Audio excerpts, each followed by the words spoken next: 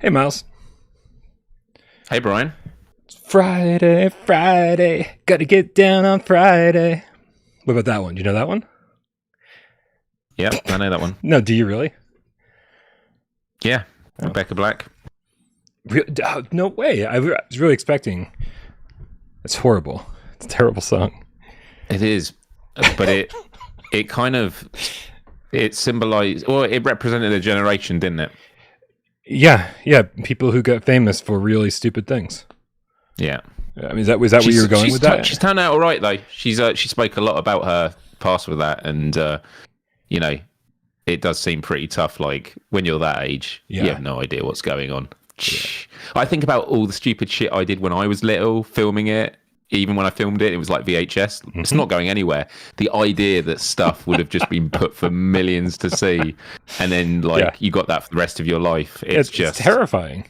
Yeah, it's terrifying. If any, literally, I mean, like over the years, all the bands I got in, we got gradually better over time, right? Because we'd all been playing longer and writing longer and singing longer, the whole thing. But like, I mean, still, anything I did with a guitar in the first 8 years of owning a guitar, I would not want anyone to hear at all. And I guarantee you, it's probably the first song this girl ever recorded. Yeah. Yeah. Man, Happy New Year. You don't let me have any fun, do you? You're like, go to have empathy for the crazy girl with a bad song. No, it was amazing. And the guy, was it Patrice? I think the guy that did it. He was hilarious. But that was his living. It was just like rich families. My kid wants to be in a music video, and he just going to do a rap. Yeah. The only reason it's in my head is because Tosh.0. It's Friday. It is Friday. But I've been watching a lot of Tosh.0 recently. Because I didn't see any of the last few seasons, and he brought her back on, and she can like sing now, and like can she? Yeah, she seems like she's actually fairly talented. It's crazy. Tosh is not something we have in the UK, but he's like a late night host, but more casual, right? Like he's not one of the like late night shows, but he does a talk show, doesn't he? So for like a decade, I think maybe longer, on Comedy Central, he just did it was kind of like America's Funniest Home Videos or whatever. Like he just stood in front of a green screen and they showed terrible internet clips, terrible internet videos, people making fools out of themselves and doing stupid shit and getting hurt. And he just made fun of them. Like that was the entire show for like a decade. And it was great because Daniel Tosh is awesome. But now he's got his own, I don't know why we don't just start the show, but now he's got his own podcast, a video podcast on YouTube. He's like 5-6 episodes in, and he just interviews random people. Like he doesn't want to interview famous people. He just interviews random people. Mark Smith in the chat says, he's got a new podcast called Tosh Show, and it's good. It's good because Daniel Tosh has grown up a bit, and he's just kind of relaxed a little, and so it's really nice. It's nice, but he has people on that I couldn't care less about, and I end up going, oh, that was a really good show. I was surprisingly interested in his wife's gynecologist. That was the first episode. Whoa. Yeah. Really? No, for real. Yeah. Wow. Yep. I bet that went quite in depth. Was that a pun? Don't know. Should we start the show? Before I claim it? We should end the show before you fucking... All right, let's go.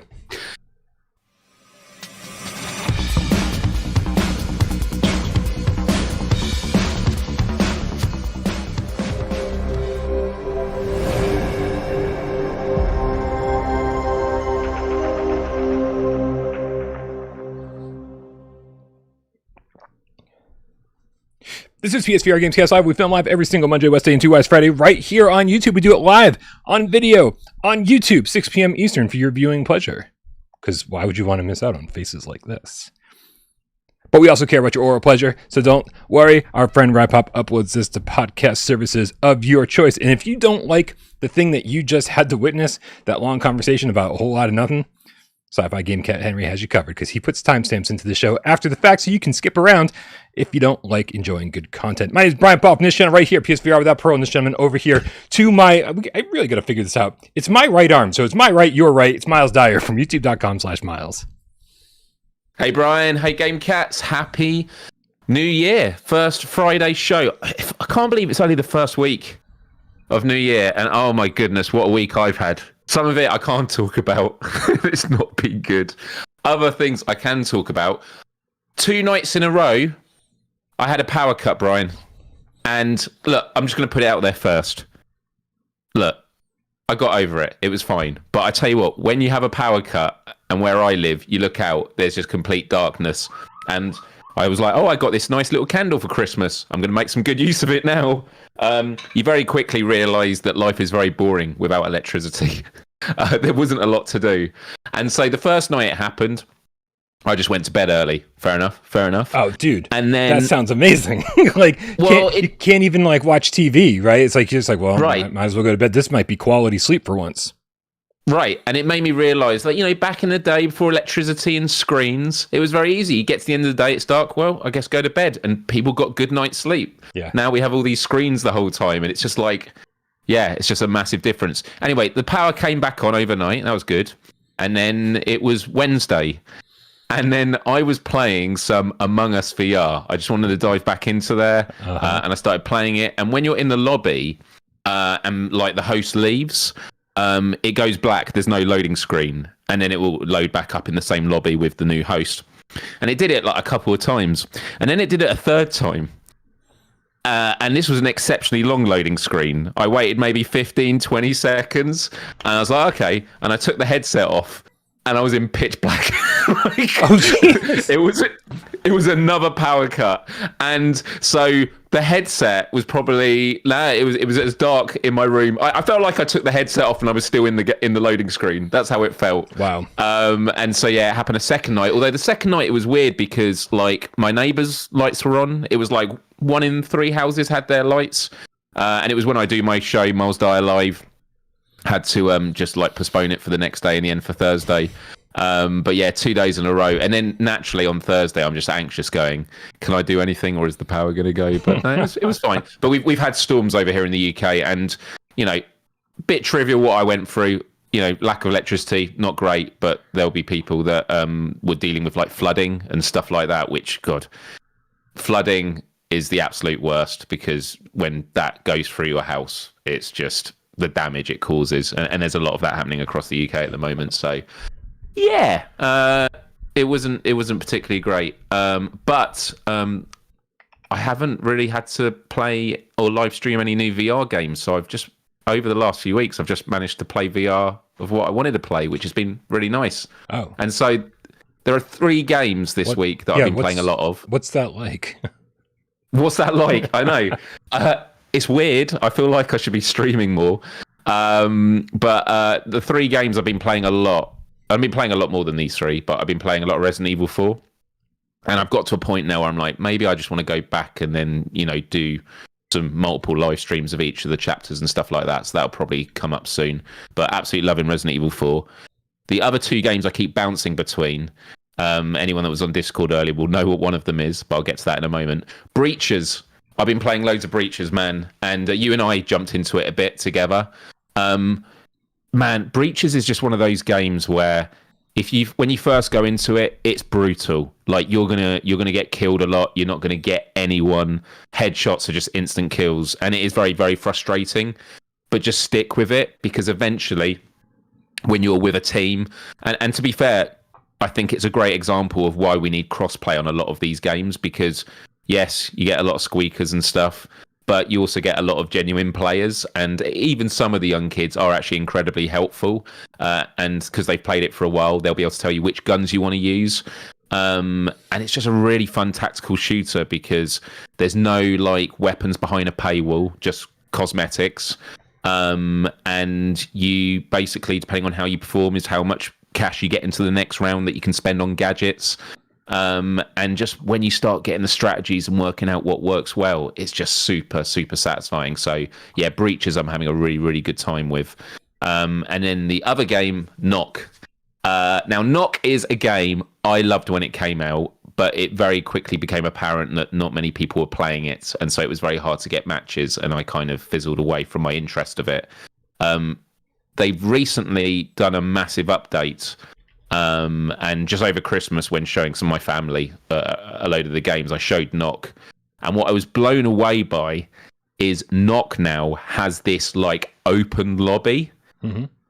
So when you're queuing for a game, you have the main menu like you normally would in Nock, but you now have this like open area that has like walls that you can climb. They have like a driving range golf course, but with the Nock balls. They have like a basketball court. They even have these like portals that when you go into them, they're different difficulties of like mini challenges. So it's like, I'm going to call them like miniature golf courses, but it's with the Nock physics of you got to get the ball around this obstacle course to this goal. They've added so much stuff. And then also there's a new credit they've added, which is every day you log in, you get a daily bonus. But if you log in on consecutive days, you get increased amounts of this coin. So you get 100 for the first day, then 200 for the second day in a row. And then you can spend that on new cosmetics. And they have so many more cosmetics, because when the game first came out, it was just the battle pass, which was a real grind. You now have all these other things. And they have a volleyball mode, which is tricky.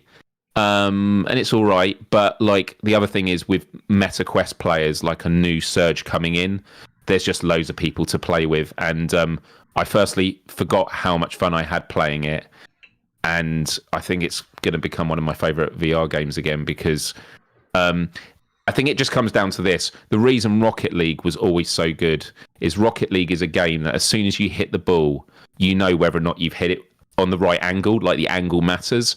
And in Nock, it's just, there's so much going on, and when you hit that ball and you've hit it at the right point and you see it going towards the goal, it just feels so satisfying, and there's a massive learning curve. And so if any game cats have Nock, hopefully I'll see you on there, because yeah, I'm just having an absolute blast. And they've also added 3 versus 3 casual matches now, so that's also really cool. So you're saying the lobby is like after the fall, but interesting. Yeah, it's actually social. It's because there's actually people running around, but there's a reason for it. I honestly haven't even explored all of it yet. But they have menus there with like the quick play or deciding what matches. By the way, the main menu that you had originally on Nock is still there, but basically once you've played your first match, or if you go to play online, I think it takes you there while you're waiting for your match. So there's stuff to do, and yeah, as I said, I'm still exploring it, but there's like loads of mini games and stuff, and it's just like it feels like a metaverse. It feels like a rec room style hub.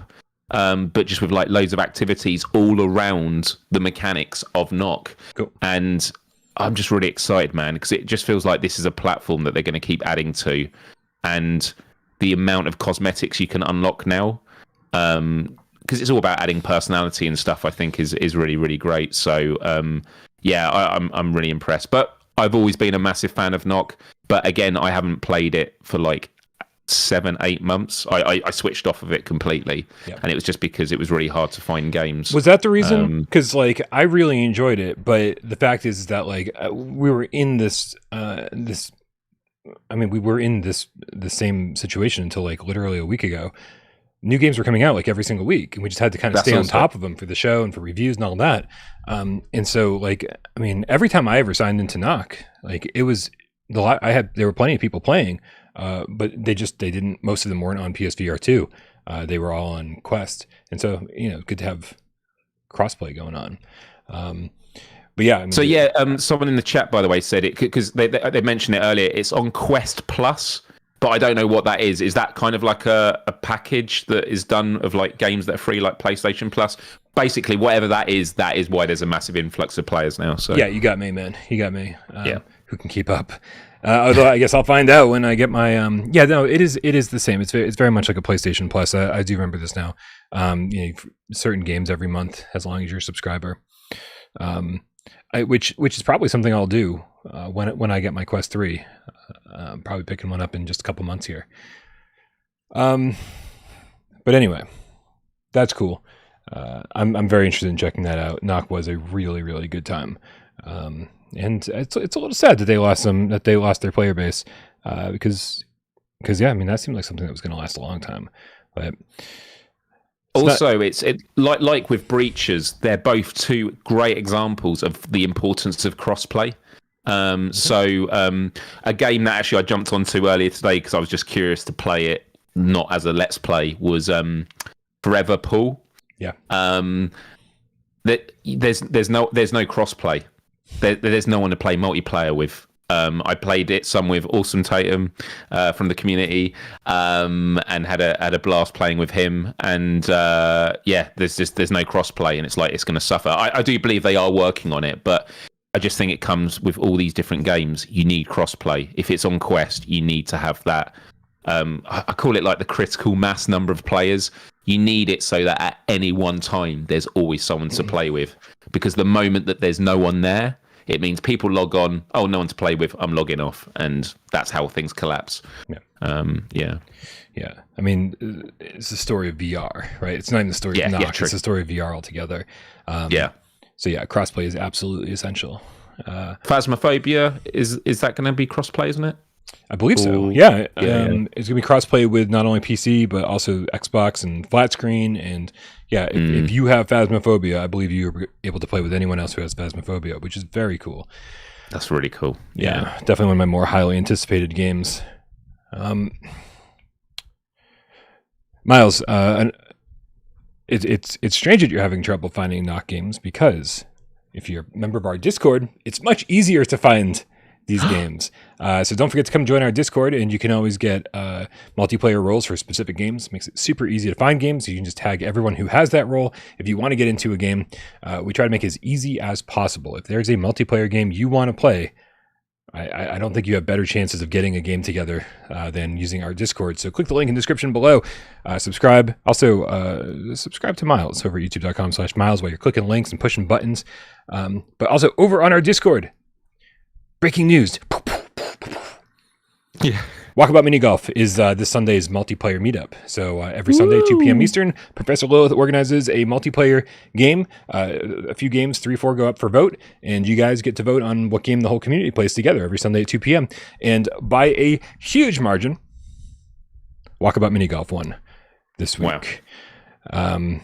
Dude, what was the last course that came out? I can't even keep up because there's so many. It was of them. the Meow Wolf. What's it called? Yeah. Meow Wolf. Thank you. Yeah, so Meow Wolf came out. They teased Around the World in 80 Days on the award show, but nobody watched the award show, so how would you possibly know that? And yeah, dude, they're just absolutely killing it with content. So I was definitely, if you're interested in playing some Walkabout, come hang out Sunday, 2 p.m. Eastern. Thank you, Professor Lilith. We got a few tips here as well. We got Fifth with the Australian $10 tip. Says Brian. Hey, Fifth. There's a new VR people. One more time. There is new VR people on Discord all the time asking for help with motion sickness, etc. Can you and Miles give some advice, and then you can save the clip for the new cats? Okay, so we can certainly give advice about motion sickness. The problem is that Nock? Is that the developer in the chat? Yeah, Nock's here. Oh, what's up, Nock? Nock. How's it going? Nock. Yeah, the problem is neither Miles or I ever really suffered much from motion sickness, right? Like even day one, you jumped in and you were pretty much fine, right? Like was there anything to overcome for you? Oh, what game are we talking about? Motion sickness, just period in VR. Just general. Yeah. No. I mean, the very first time I did PSVR was at one of these gaming bars, and it was Skyrim, and I did feel sick, but it was because I was playing sat down, and I'm aware of my psychology of motion sickness. If I'm playing a game where your character's standing up, I can't be sat down. I have to be stood up. And on the flip side, if you're in a driving game or something like that, I need to be sat down. Otherwise, it makes me feel a bit queasy. There's one or two games that might make me feel a bit, but that's usually if there's like major frame rate drops, like Suicide Guy VR. Right. Yeah. That was I had a headache that lasted a solid 24 hours. So number one suggestion: don't play crappy games because they will make you sick. Yep. Yeah. One of the many reasons to stay away from bad games. Yeah. So I think the collection of suggestions that we might have for you are all from the things that our community has told us that help them, and then we sort of just like create a mental list. And so, number one is always put on a fan, right? If you have a nice strong fan in your room, you can kind of put it like, not too far away from you, angled up, put it on the floor. And so like it can kind of like get that air flowing on your face and kind of like, if possible, into where your eyes are, like if the gasket's not completely sealed, get the air flowing like right up there in your eyes. That's number one. And honestly, you should do that anyway, because like if you're playing Farpoint and you're running around the surface of this alien planet and like the dust is blowing around and shit and you have a fan on your face, increased immersion times 5. Like it's right there. It's an amazing way to play any game.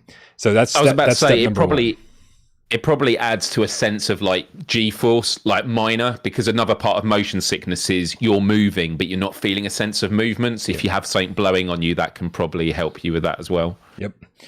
Mark Smith said, make sure that you've eaten food and stay hydrated.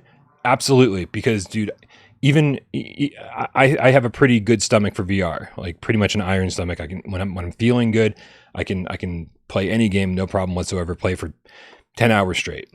No problem.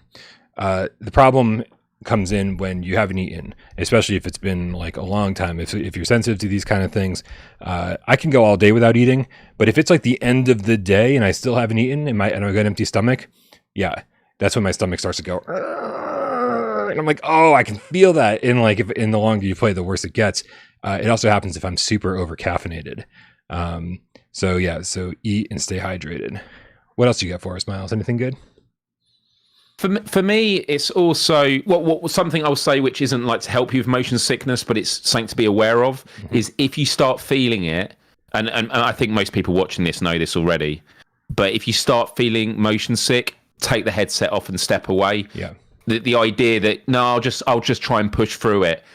If you start feeling worse and worse, it becomes harder and harder to disassociate that feeling with VR, and that can ruin it significantly. So always step away if you're not feeling great. And sometimes you're just having an off day, and that's totally cool. But actually, on the topic of Nock, I do think certain games are better for dealing with it based on like the frame rate. So, for example, my friend Johnny had a lot of motion sickness issues on PSVR. And he has to have He has to have click turning, and like the vignette, and that sort of the blinders a lot of the time.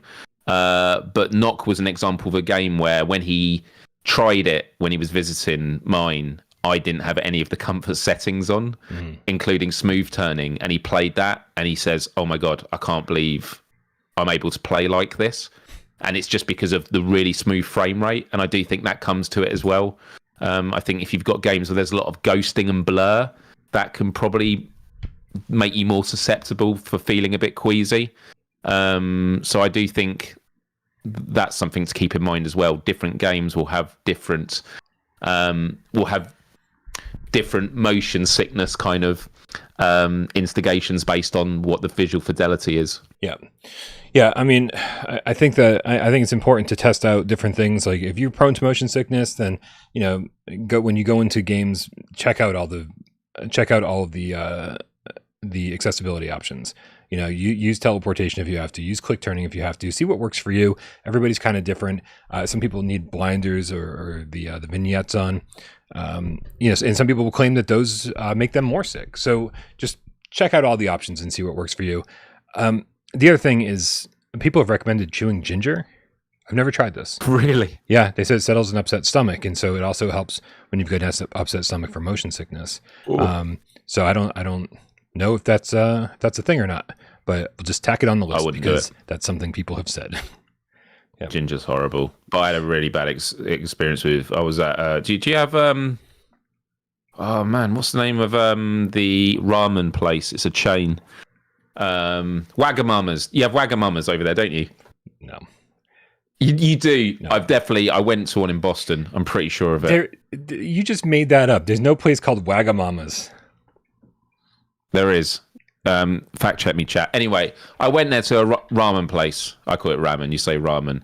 And on my plate, this was years ago when I was younger, I thought I had a nice bit of ham on my plate, and I ate it. And it was not ham; it was ginger. Oh, there's one. There's literally 2 in Boston. There we go. Okay, I take it back. My apologies. Yeah. I don't. What a coincidence! What a coincidence! Because I did make it up. No. Why do I think I know things when I never leave the house? Like these are things I would actually have to know from going out into the real world, but I don't leave my house. So why would I know something like that? Anyway, I ate a big piece of ham that wasn't ham. It was a big piece of ginger, and it's ruined my. Oh man, yeah, ginger's bad. I love sushi's probably. I mean, even above pizza, I could eat sushi every single day. But man, get that fucking ginger off my plate. Give me some extra wasabi, man. Make me cry. I love wasabi, but ginger, it's just like who rubbed soap all over my sushi? Right? Yes, soap is soap. Whose idea was this? So is it a palate cleanser? No, it's a palate killer. It's like bleach. Yeah, so somebody was like, well, soap is a cleanser, so let's just get soap for your tongue. He's like, nope, that's not good. I also went to one of those like juice bars where they get the blender and they put all the full fruit and veg in, and they go, oh, we're going to put a bit of ginger. No, they must have put the whole ginger in it, because I was drinking it and just like, it was horrible. So yeah, I've just had a really bad relationship with ginger. But if you like ginger and you feel motion sick, Brian says, put some ginger in your mouth and all will be good. Yeah, if you're feeling sick. No. They have, I should clarify. There's like ginger gum and ginger candy. But I like gingerbread. But ginger ale, I've never found one that actually contains any ginger whatsoever. So when people are like, oh, you should have some ginger ale to settle your stomach. Well, I don't know what's in the ginger ale you're drinking, but it's certainly not ginger. So it's all sugar. Man Bear Big Game Cat being deaf screwed it up. Man Bear Big Game Cat with the $2 tip. He does exist, Miles, with the $2 tip. Says TGIF. You know they don't call it TGIF anymore. They just call it Fridays. Have you ever been to a TGIF? I just made that up. Don't worry. He says TGIs, isn't it? TGIs. Do they have that over there? It is an American place.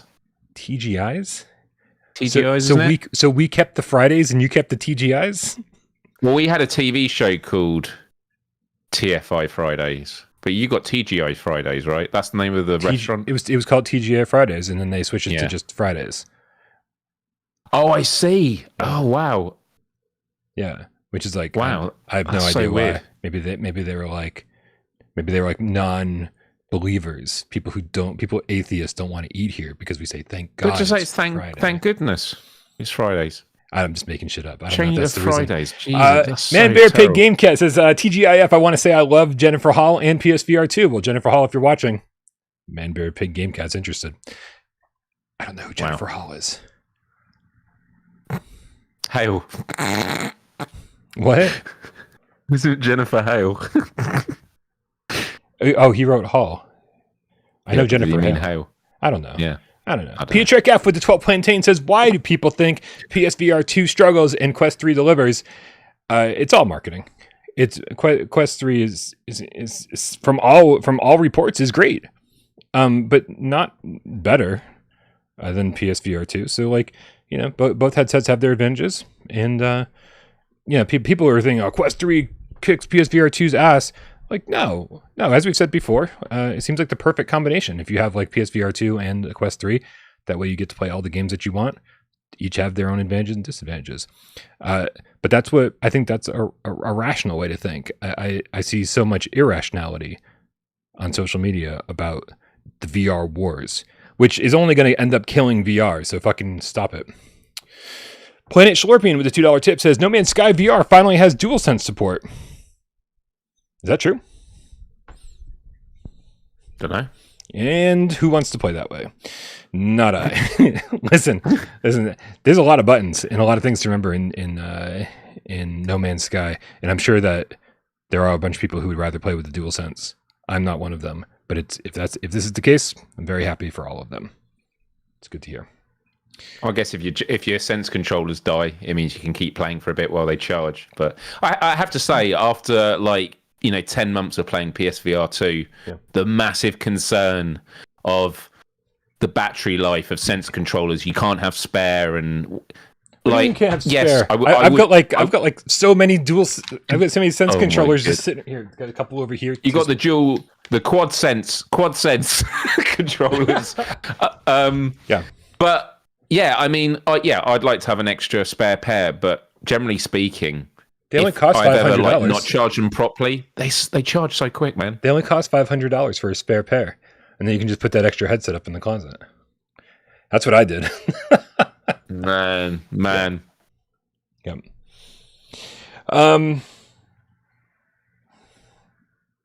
Yeah. I don't know where we're at. I have no idea what we're talking about. Everyone's still talking about ginger in the chat. I love ginger ale. I got to be honest. Ginger ale is one of my favorite. Ginger ale and root beer. If there's two sugary sodas that I really, really enjoy, those are the two. I could live off of those two, I think. But after I got my lab results from my doctor, I don't think I'm allowed to have either anymore. Whoa! Oh my goodness! Thundercat! Oh! GameCat, don't tell my dogs with the 200 quid. Wow. It's a lot of money, Miles. It's a lot of money. He says, slam dunk the January funk. Thanks for making gaming even more fun for us all. Cannot thank you, Miles, Wes, and AJ enough for your contributions, TC.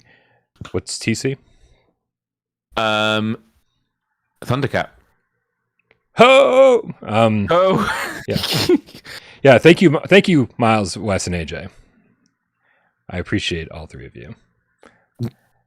Dude, that is a generous donation. Yeah, no, for real, man, for real. Thank you for real. I was sick leading up to the award show. We didn't do a New Year's show.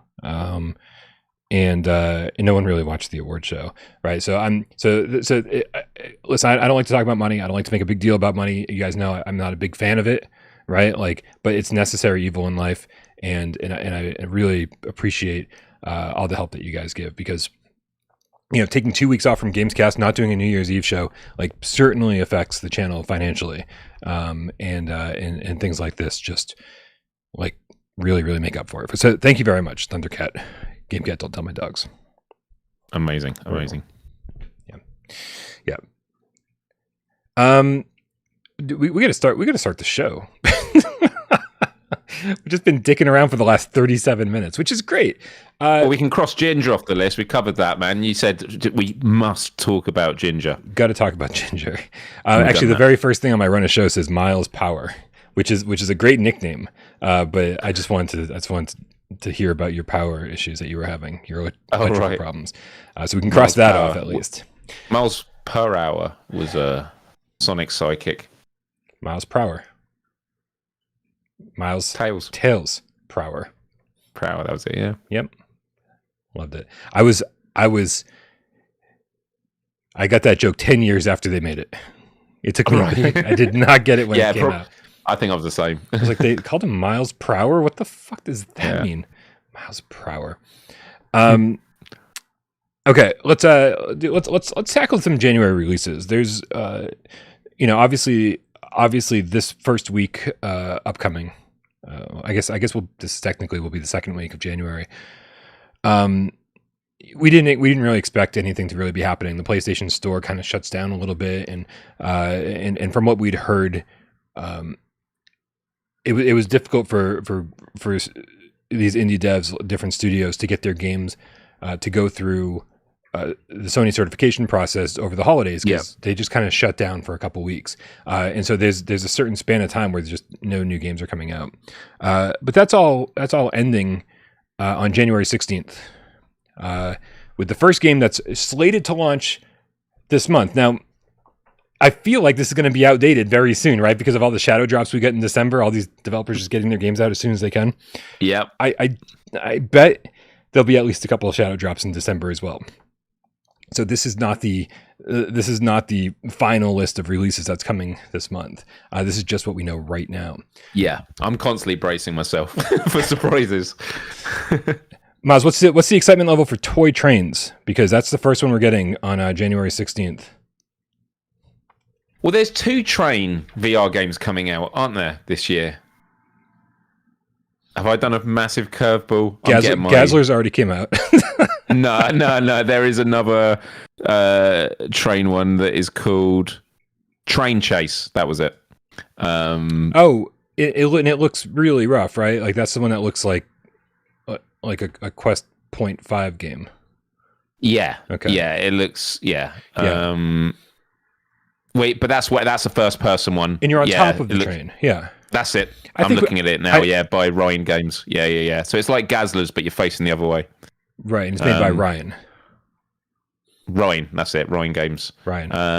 So it's not that one. Okay. Toy Trains VR is playing around with toy trains. Look, these are the games that I often can just imagine the groans in the community of like, Miles, why would you like a game like this?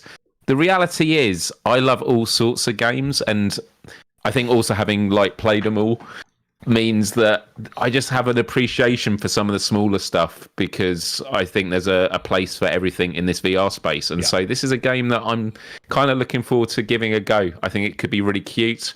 For some reason, I keep thinking about Dreams, Media Molecules. They did that Trains game. What I think was it was I think it was just called Train, wasn't it? I don't know, but it was like their final DLC, and I don't think it was playable in VR, was it?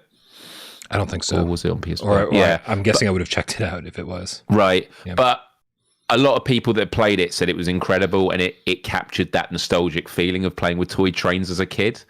So look, that's Media Molecule and Dreams. This is a different game, but I do think there's an opportunity here for it to capture that same kind of thing. So, this is a game that I think looks cute, and I'm actually looking forward to playing it. Silver Nexus in the chat says, way to assume, Miles. I think it looks great and peaceful. Well, we weren't talking about you, Silver Nexus. We were talking, and trust me, like Miles definitely knows what he's talking about. Every time we bring up a game like this, there are groans from a big part of the population. It's like, this is what's holding VR back. This is crap, blah, blah, blah. We don't need this, And it's like, and everybody has, not everybody, a lot of people have these standards, these imaginary, arbitrary criteria, which VR should and should not be, right? VR will never succeed if this, and these games are holding VR back. It's like, well, you know what? Some of these games are destined to be 10 out of 10s. I rave about Ancient Dungeons, but like that game to me is practically perfect. Every time I pick that game up, I can't stop playing for like 3 hours, which means it might be the next game I review. I'm in love with that game, and like it could easily get a 10 out of 10 from me, the same way that RE4 is, right? And so some people are just never going to understand that. How can a game that looks like this possibly, get a rating like that from you? How can it possibly be that good? And it's because games are fun. And, and if it captures the fun factor, which is what we're looking for, more than anything else, then like then I'm happy. I had a wooden train set as a kid. It wasn't the proper train sets where it actually they actually set off by themselves. It was kind of the wooden pieces that you've got with the grooves that the train went in, and you push it around, and they're like jigsaw pieces together. And that was good. So maybe this will spark a bit of fun nostalgia in there. So yeah, it looks cute, and what the longevity is and what's going on, it might be good. So yeah, we'll have to wait and see. And by the way, the Media Molecule game was called Tren. That was it, Tren. Oh yeah, I do remember that. TREN. Okay. Yeah. So just in case anybody doesn't know, this is from some ex-Superhot developers. And so, I mean, Superhot has constantly gone down again and again as like, one of people's favorite PSVR1 game. Really? Yeah, so those developers know what fun is in a game. And so this is obviously a drastically different type of game, but in the same way that, Superhot looks like an action game, and it is to an extent, but it's also a puzzle game. This is a puzzle game. It takes place on a tabletop with trains. And this just feels and looks so cozy to me that like, yes, I feel like this is going to be a surprise when I finally get to play it and just go, yep, this is exactly what I needed during like, just like a nice slow day, or like when you just need to relax and you don't want to be like swinging your arms and running up a mountain and shooting bad guys, and you just want to chill, man. And this has been sitting on my hard drive for over a month and I haven't played it. So fingers crossed that it turns out to be as good as I want it to be. Absolutely, man. And I think of a game that I loved way more than I probably should have, which is a bad thing to say. I liked it as much as I liked it, but it was Across the Valley. Across the Valley was a cozy game, and it was a game I liked going into every day just for a little bit, because it was just that kind of different sort of not having to fully, like, there is something to engage with, but it's kind of just you going with the routine and stuff. And yeah. Hey, Phil Yarn in the chat. Phil Yarn says, I don't have any friends to play with. Well, join our Discord, and you'll have plenty of friends to play with. He said, that's why I don't own Ancient Dungeon. Ancient Dungeon doesn't have multiplayer yet on PSVR2. That will come like later in the year, like probably be a few months. I'm reviewing the game as a single player game. And I'll tell you right now, without the multiplayer, it's practically perfect. And so with multiplayer, I can only imagine how much fun that'll be. Yep. Give me a rating. Let's get a hype scale going, Miles. How many stars out of 5 are you giving this? Well, I'm just having a look at what else we're going to be talking about, because that's going to kind of. No, you don't. We're not ranking them from 1 to 5 or 1 to 6, whatever it is. Like, just this game. If it's 1 to all 5, on its own. How excited of 5 stars are you excited to play? It's a hype. It's hype. We haven't played it, so all we're doing is rating our own hype.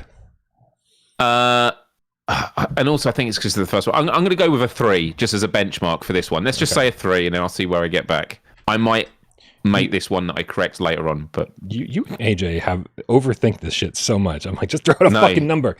I'm going to go and be held accountable. Oh, please. No one holds anybody accountable anymore. Weeks later, Miles, but you said it was a 3 out of 5. This looks good. This looks like a nice cozy game. This could very well be the next. You know what's weird is the last game I felt like a cozy game was Ghost Signal, which right, which is like pretty much action almost constantly, but still. It just had that like nice cozy feel, and so this I think the action will be lower. I don't think we'll be like shooting aliens and shit. But yeah. Well, it's super hot. They might developers. It might have some surprises. There might be a bit where you go inside the train and then you end up playing whatever that other train game was. Once you build the track and you know get your train to go all around, I think people would be upset if you didn't get to ride, where the conductor would be. Like give us a first person view. That'd be really cool. I doubt it's going to happen, but like it's a nice little bonus for finishing a mission. We got a tip from Waleed is now a game cat, specifically a white tiger with a Canadian $5 tip. By the way, Waleed created a spreadsheet for pizza bets. Pizza bets. Yeah, and so far there's only one pizza bet on there. It's the collective pizza bet that Wes and I did on Wednesday. Predictions, the predictions pizza bet. So hopefully, Waleed, you're down. Hopefully, you're down to keep track of every pizza bet from henceforth, because there's a lot of them, and no one holds anyone accountable. Like I said, it extends to pizza bets as well. Waleed says, "Why recently so much VR news about VR industry?" Oh, wait, he wrote VE news. Probably VR news. I believe Sony is smartly, gradually growing in VR as going all in won't work, hoping for major plus VR news. Why recently so much? Oh, he put hyphen, so negative VR news about the VR industry. Ha! I deciphered Waleed's code. Well, I think it's only fair to say that VR is not having the best of times right now. I think there's no way Quest 3 is selling as well as Quest 2 did because of the price point, and there's no exclusives for it yet. There's no way PSVR2 is selling great because of the high cost and, obviously the needing to own a PlayStation 5. And with First Contact Entertainment shutting down, Archiac just announcing that they had to make a bunch of layoffs, so that and mentioned that there's at least 8 positions, that they would like their former employees to be hired for. It's a rough time, I think, for the industry, even though it should be an exciting time. And I think personally for us gamers, if you just ignore the news, you ignore the industry, and you just put your blinders on and focus only on the games, I think it's a great time. But unfortunately, that life isn't like that anymore, right? And like we know too much about the industry that we're enjoying, and so seeing too much behind the scenes stuff can certainly make things seem worse than they are. It was a tale of two It was the Tale of Two Cities in 2023 because we had these celebrations of all these games that won awards and, you know, were massive successes, and having dev teams completely laid off. Yeah. And it's not just in the gaming industry. We live in very volatile times. So like success can be judged in a lot of different ways, and especially when it's a new medium, which VR is. And VR requires so much investment. Something I would love Sony to do is they're very good at having like different filters on games and stuff and having it tagged with like what is needed. I'd love it if just VR games had on it like full locomotion. You know, they do the room scale part, but I wish they had like a comfort setting one.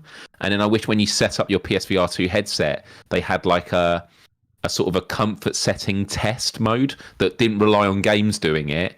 It's kind of actually like Epic Roller Coasters did it at the beginning. You go on the roller coaster and it slowly removes more and more of the blinders to see how you feel. I thought that was excellent.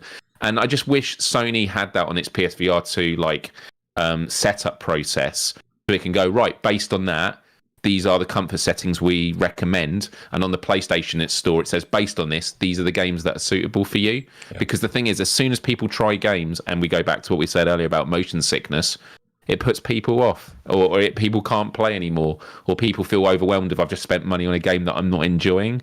And there's just a much bigger barrier to entry when it comes to VR compared to flat screen games. And so I think all these things mean it's going to be a rough ride.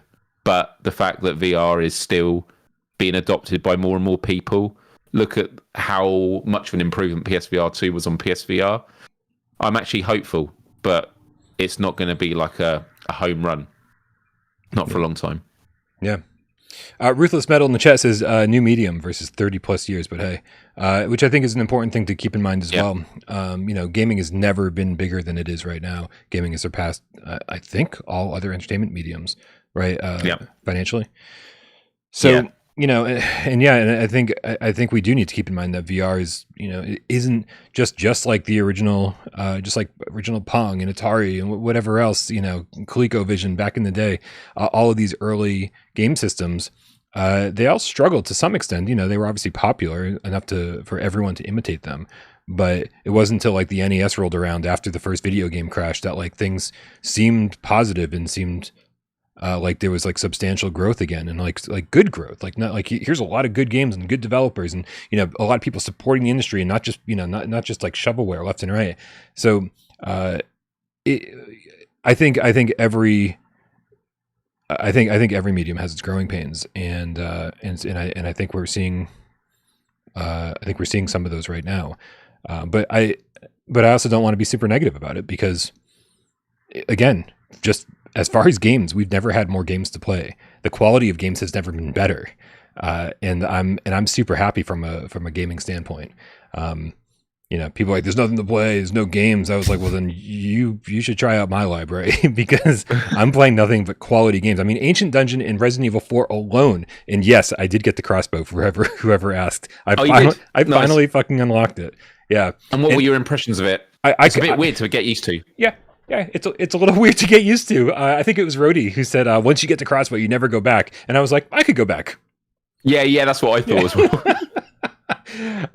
It's you know, because what you start in Ancient Dungeon, you start off with a throwable dagger, right? And it returns to you when you hit the trigger, just like the God of War axe, sword. What is it? Yeah, axe. Yeah, Leviathan axe. Yeah, thank you. And then in your right hand, you get your melee sword weapon. And it all kind of changes, because now in your left hand, when you get the crossbow, you have a larger dagger, right? It's like a kind of a short sword. And that's good for, like, you know, emergency melee stuff. But in your right hand, you've got your crossbow, and you need to use your left hand to pull back the arrow, and then you shoot it, and you don't get it back right away. Like, you have to wait 5 seconds for it to come back. And I don't even know how long it takes to come back initially, because the very first time I bought it, that was the first thing I upgraded, makes it come back faster. So I don't even know how it plays without that upgrade. I don't know. Yeah, But Rody was just saying, you guys are nuts. I'm on New Game Plus 10 with a crossbow. So just to clarify, I didn't go back, but when I started using it, I was like, oh god, this feels horrible. Like you have to keep retrieving, because with your crossbow, when you fire it, I don't know how it actually works when you're at a distance, if it's over a certain time, but when you go near it, I reach out with my crossbow to the enemy I've just hit, and then it will retrieve it quicker. But it is amazing, especially when you start getting perks and that. You can make it super OP. To Rody's credit, I haven't gone back either. And you can kill so much more stuff from a distance. And so it makes beating the game so much easier. And so then, you start winning on practically every single time you go through the dungeon, and unlocking more and more, and then more and more upgrades and more dangers and more traps and everything else. So I'm having a blast with it. I just love games that, like, when you finish it, when you complete the game and roll credits once, that's just the beginning. Games like this are awesome. And I know roguelites aren't for everybody, but this is the best roguelite I think I've ever played in VR. Wow. Yep, hands down. I say hands down, but I'm like, I think it's the best one. But I know I'm missing one. I know I am. Okay, that brings us to Bulletstorm VR. Let's start with the basics, because I have not played Bulletstorm on 360 or PS3 or even the PS4 remaster. Have you? No. I'm not hyped for this game. And by the way, there's no way I'm rating this lower than Toy Trains VR. I will never hear the end of it. You just wait. But I genuinely, this is a classic example, because I've always spoken about this before. There are games that are coming out where I'm like, I'm sure I'm gonna have an amazing time with it. I'm just like, I'll play it when it comes out, but I'm not like hyped for it. Like, I just feel pretty neutral about it. So like that's how I feel about it. I didn't play any of the original stuff, but I wish there was co-op multiplayer. Sure. I always like that with these kind of games, but we'll give it a go. Yeah. Pietrick F says, what roguelite was Brian just talking about? Ancient Dungeon. That's all I ever talk about. It has taken over Galaxy Cart for the Galaxy Cart corner on every GAMESCAST. Got to talk about Ancient Dungeon. So listen. Not playing it on PS3 and PS4 tells me something. That is just something I didn't care about. Right? We had a lot of first-person shooters in those days, and a lot of them seemed very generic. In even the title Bulletstorm just reeked of being generic back in those days, And finally, they've done something to it that makes me go, "Oh, I'm interested." They're putting it in VR. And I was like, that suddenly makes it less generic. That makes it something that I'm willing to play. However, oh, thank you. Who said this? Fox Die Infected said, I played it flat with the Duke Nukem voiceover. Loved it. Come get some. Is it the same character who does the voiceover? Is the same voice actor? Is that what it was? No idea. Did they change it at some point? I don't know. Somebody clarify what's going on with that, because there is a little Duke Nukem going on here for me. Like, it's very bro-y, right? Here's a bro shooter, right? Like, oh, come on, come get some. Oh, just like kill everything in sight. And it's like, I'm confused. Hold on. Scott, the PSVR Game Cat 4 Life says, I'm confused. Why are you talking about Bulletstorm? I loved it back in the day and can't wait for the VR version. Please be good. 5 stars, please. Yeah. He says, I'm confused why you're talking about Bulletstorm, because we're talking about every game that's coming out this month, and we're rating our hype scale. Man, we should just have the minutes of GAMESCAST just printed on the screen for anyone just joining. Like, here's what we're talking about right now. Keep everyone up to date. PSVR2. Talking about PSVR2. Yeah, that's pretty much it. Welcome to GAMESCAST Live. So strangely enough, I feel like I do have these games reversed. Toy Trains I'm excited for, because in my head I'm like, I shouldn't be excited for this. But I bet that it's going to subvert my expectations and say, oh no, this is a comfy, cozy game that you really needed, right? Yeah. Whereas this looks like a kind of game that I should be excited for, but right. And honestly, I think 99% of my hesitation to be excited for this isn't even the content and the bro shooter nonsense. I think the only thing that concerns me about this is that it's coming from Incuvo. And so far, not a great track record on PSVR2. They're a good studio. They've done great things in the past, but it's also a spotty track record. Whereas Blair Witch Project was amazing, Layers of Fear was not.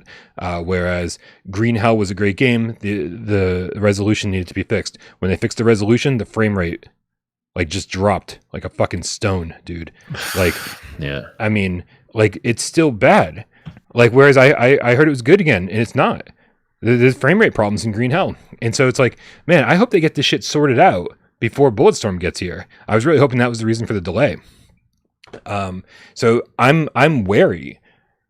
And not because I'm not excited to play the game. I'm wary because I don't know if it's going to be a good port or not. So I've got my fingers crossed, which makes me, I don't know, man, like I'm at a 2 out of 5 on this. Like, and those are the reasons, like, not because I don't think it's going to be a good game. I'm worried because I don't think it's going to be a very good port, and I really hope I'm wrong. And what did you give Toy Trains? 4. Well, yeah. The date for Bulletstorm. Yeah, that's the headline for the show. Toy Trains VR versus Bulletstorm. Who will win? Yeah, I think we just got the answer. By the way, Gareth in the chat is wondering when Bulletstorm's coming out. It's January 18th. And Toy Trains January 16th. 16th, yep. Just because that's the one you'd want to know more about. Give me a score. Man, it's genuinely about how I feel about this. I feel more empty about it than I do Toy Trains. Toy Trains I'm pretty neutral on. This I feel like I'm a bit cautious of because I think we've just been hurt by a lot of these kind of games.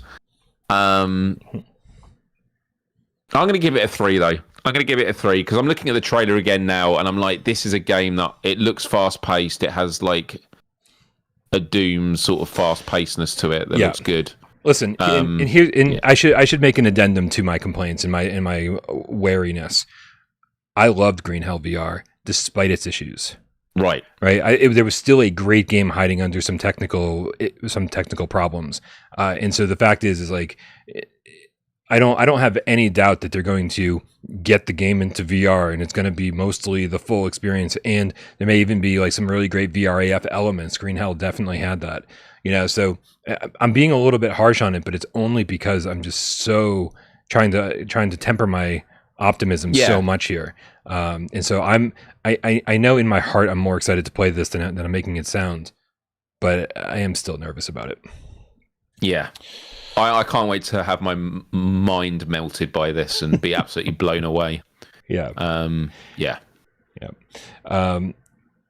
All right, before we get on to the next game, we got Planet Schlorpian with a $2 tip. Says, so happy for my VR2 since I don't use one cause wires. Hold on. So happy for my PSVR2 since I didn't use. Oh man, I'm bad at reading. I'm so happy for my PSVR2 since I didn't use a PSVR1 because of wires. There we go. I think you're missing out on PSVR1, Planet Schlorpian. PSVR1 still has a ton of awesome games, and exclusive that haven't made it to PSVR2 or anywhere else. I don't know what I would have done without Blood and Truth and Everybody's Golf and Astrobot Rescue Mission last gen. Some of the best VR games, man, I think really ever made. It was worth dealing with the wires, I think. I still have the breakout box connected because everything kind of runs through it.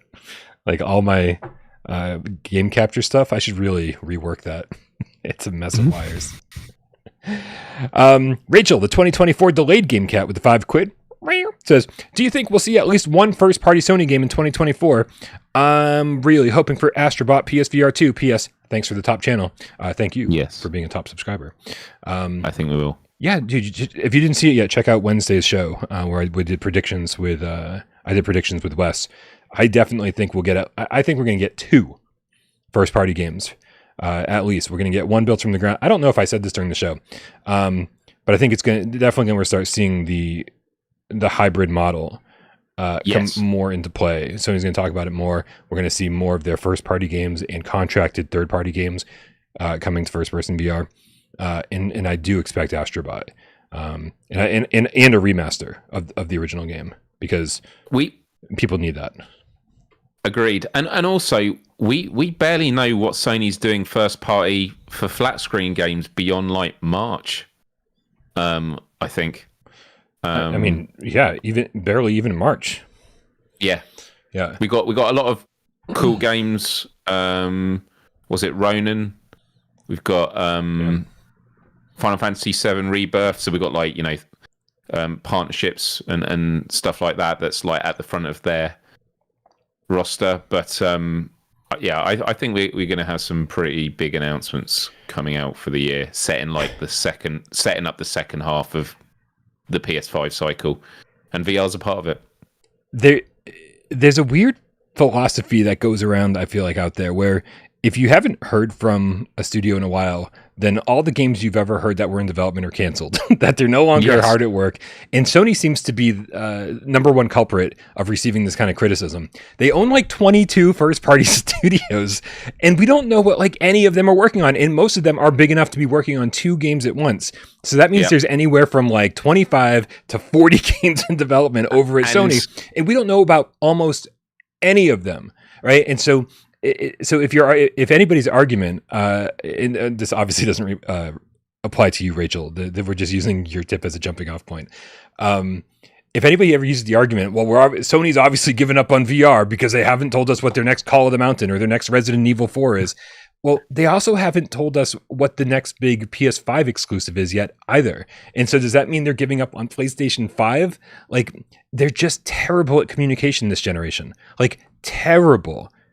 I mean, I don't think I can overstate that enough. Like, especially compared to generations past. PS3, PS4 generation, they were amazing. They were like, they had this whole thing like for the fans or for the players is what it was called. That was their ad campaign. And it just really felt like that was their motivation during those years. They like give everybody everything that they want. And now the motivation feels like, you'll fucking buy it when we tell you about it. I think they're kind of taking people for granted. But at the same time, you don't pay thousands of people in first-party studios to sit around for years and do nothing. All of those studios are developing 1 or 2 games each. And even if you go, but 7 games were just canceled because of the games as a service issue. Great. That means we still have 35 games on the way. It's ridiculous. Well, we've known Naughty Dog are working on a new IP. They've been working on a new IP for a while. Yeah. So that's something. And a big part of The Last of Us Online getting cancelled was because they realised they had to put even more of their resource in it, which they weren't prepared to do because they want to keep focusing on doing single-player storytelling. And the other thing is, without going too much into specifics, because of the nature of it being a criminal event, but Insomniac Games and the leaks that came out, we've always thought they're working on a lot. They're working on way more games. Than I can't believe how many games they're working on for the next 5 years. It's ridiculous. Yeah. Mikey D with the $5 tip says, I'm looking forward to Bulletstorm. Speaking of PSVR 1, I bought a refurbished PS4 Pro and set up the old octopus. I like that. So I can play Skyrim, which I missed a ton. Yeah, man, Skyrim. It's games like that where you're like, are we ever going to get PSVR2 versions? No. Probably not. Yeah.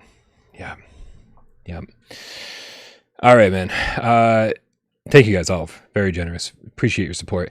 This brings us to the next game. From here on out, the next 3 games that we're going to talk about don't have release dates, but they have all been promised for January.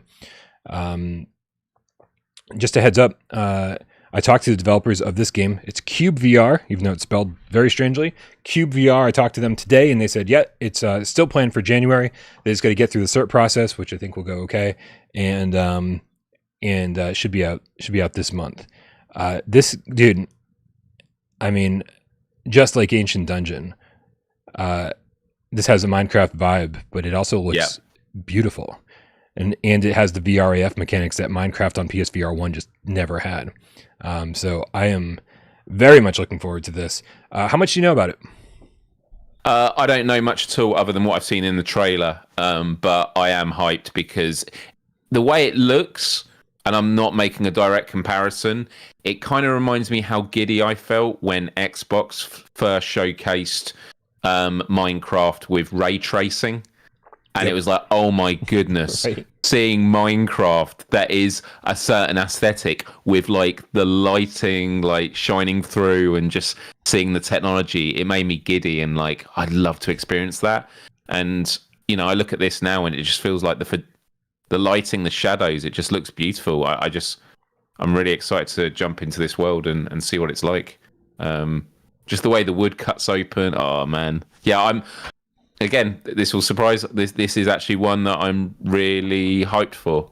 Which I would give probably a 4 out of 5, maybe a 4.5 out of 5. Here, I went over to the Steam store real quick. Oops, but you can probably hear. It got a good rating on the Steam store as well. It was like on Steam, it got a 9 out of 10. Yeah, the positive. There's 905 reviews, and it's very positive. It's still in early access over on Steam, so we're going to be getting a relatively complete version over here. So this is a review from Habby147. I think that's how you pronounce it. He's everywhere. The dude has tons of subscribers, but I know nothing about his channel. Over on Steam they quote this review. He said, the crafting you actually do in 3D, you make the PlayStation 1 version of whatever it is you want. A shovel, for example, put it in your inventory and out pops the 4K version of the 4-bit pixel art that you just created. It's so fun. It's so creative. I love crafting things like this. It's like they're Legos or something. It makes me feel like I actually put it together and built it myself. And the X factor of all of this is that it's not Minecraft. Amazing. Interesting. Yeah, he's making it sound like the crafting is really, really satisfying. Is it single player? Ooh, good question. Let's see here. It says single player on the Steam store listing. I don't have a roadmap here, so I don't know if that's something that they have in mind for the future. The world's entirely procedurally generated. Find your way through complex cave networks, going deep into the ground, climb up huge hills to get a great view of the world, to try to build yourself a way up to the massive floating islands. Gather resources in the world to build anything you have in mind. Allow your creativity and imagination to run free. Design a fortress on top of a mountain, construct a bridge to connect 2 floating islands, or dig yourself deep into the ground and work on a complex underground structures. It's interesting. I felt simultaneously amazed and disappointed when I played Minecraft on PSVR. Yep. On the one hand, I was like, "This is such and also the way that for those that didn't experience it on PSVR, the way it worked was it started off where you're in a home, a Minecraft home with a TV of your flat screen game, and you press a button and you sort of just go into it, and it was like that was freaking cool. And I was playing one of my saves that I'd spent tens of hours in. And I'm someone that's played Minecraft since alpha. Actually, I've been dipping in and out and always been amazed how much they add to. But there was just certain aspects of it that I loved, and other bits I was like, it doesn't feel right. Like the fact you were using the DualSense controller, and not being able to use your hands to hit the walls. I understand, because otherwise it'd be quite exhausting. But also, I'm like, no, I want that option. So this is all. You've actually got to cut down trees. You've actually got to do this. Yeah. What was the? Why am I blanking right now? Was there not a game similar to Minecraft where you just hold down the trigger and the axe goes like this, like just automatically? Why am I blanking right now? I feel like there is, but I don't know. Was that the PC VR mod for Minecraft? I don't even know. But there was certainly something. There was certainly something like that I was like, why didn't Minecraft do this? Like the official one. So, Miles, what's your hype scale for this? What was it again? I think you already said it. 4. I'm gonna do a 4. Yeah, I'm gonna go 3 on this one. And the reason I'm not going Toy Train's level of enthusiasm is because Minecraft never resonated with me. Like I played 12 hours straight of the PSVR 1 version, and I didn't learn a goddamn thing. Like there's like something about it that just doesn't click with me properly, and I think it's just me being dumb.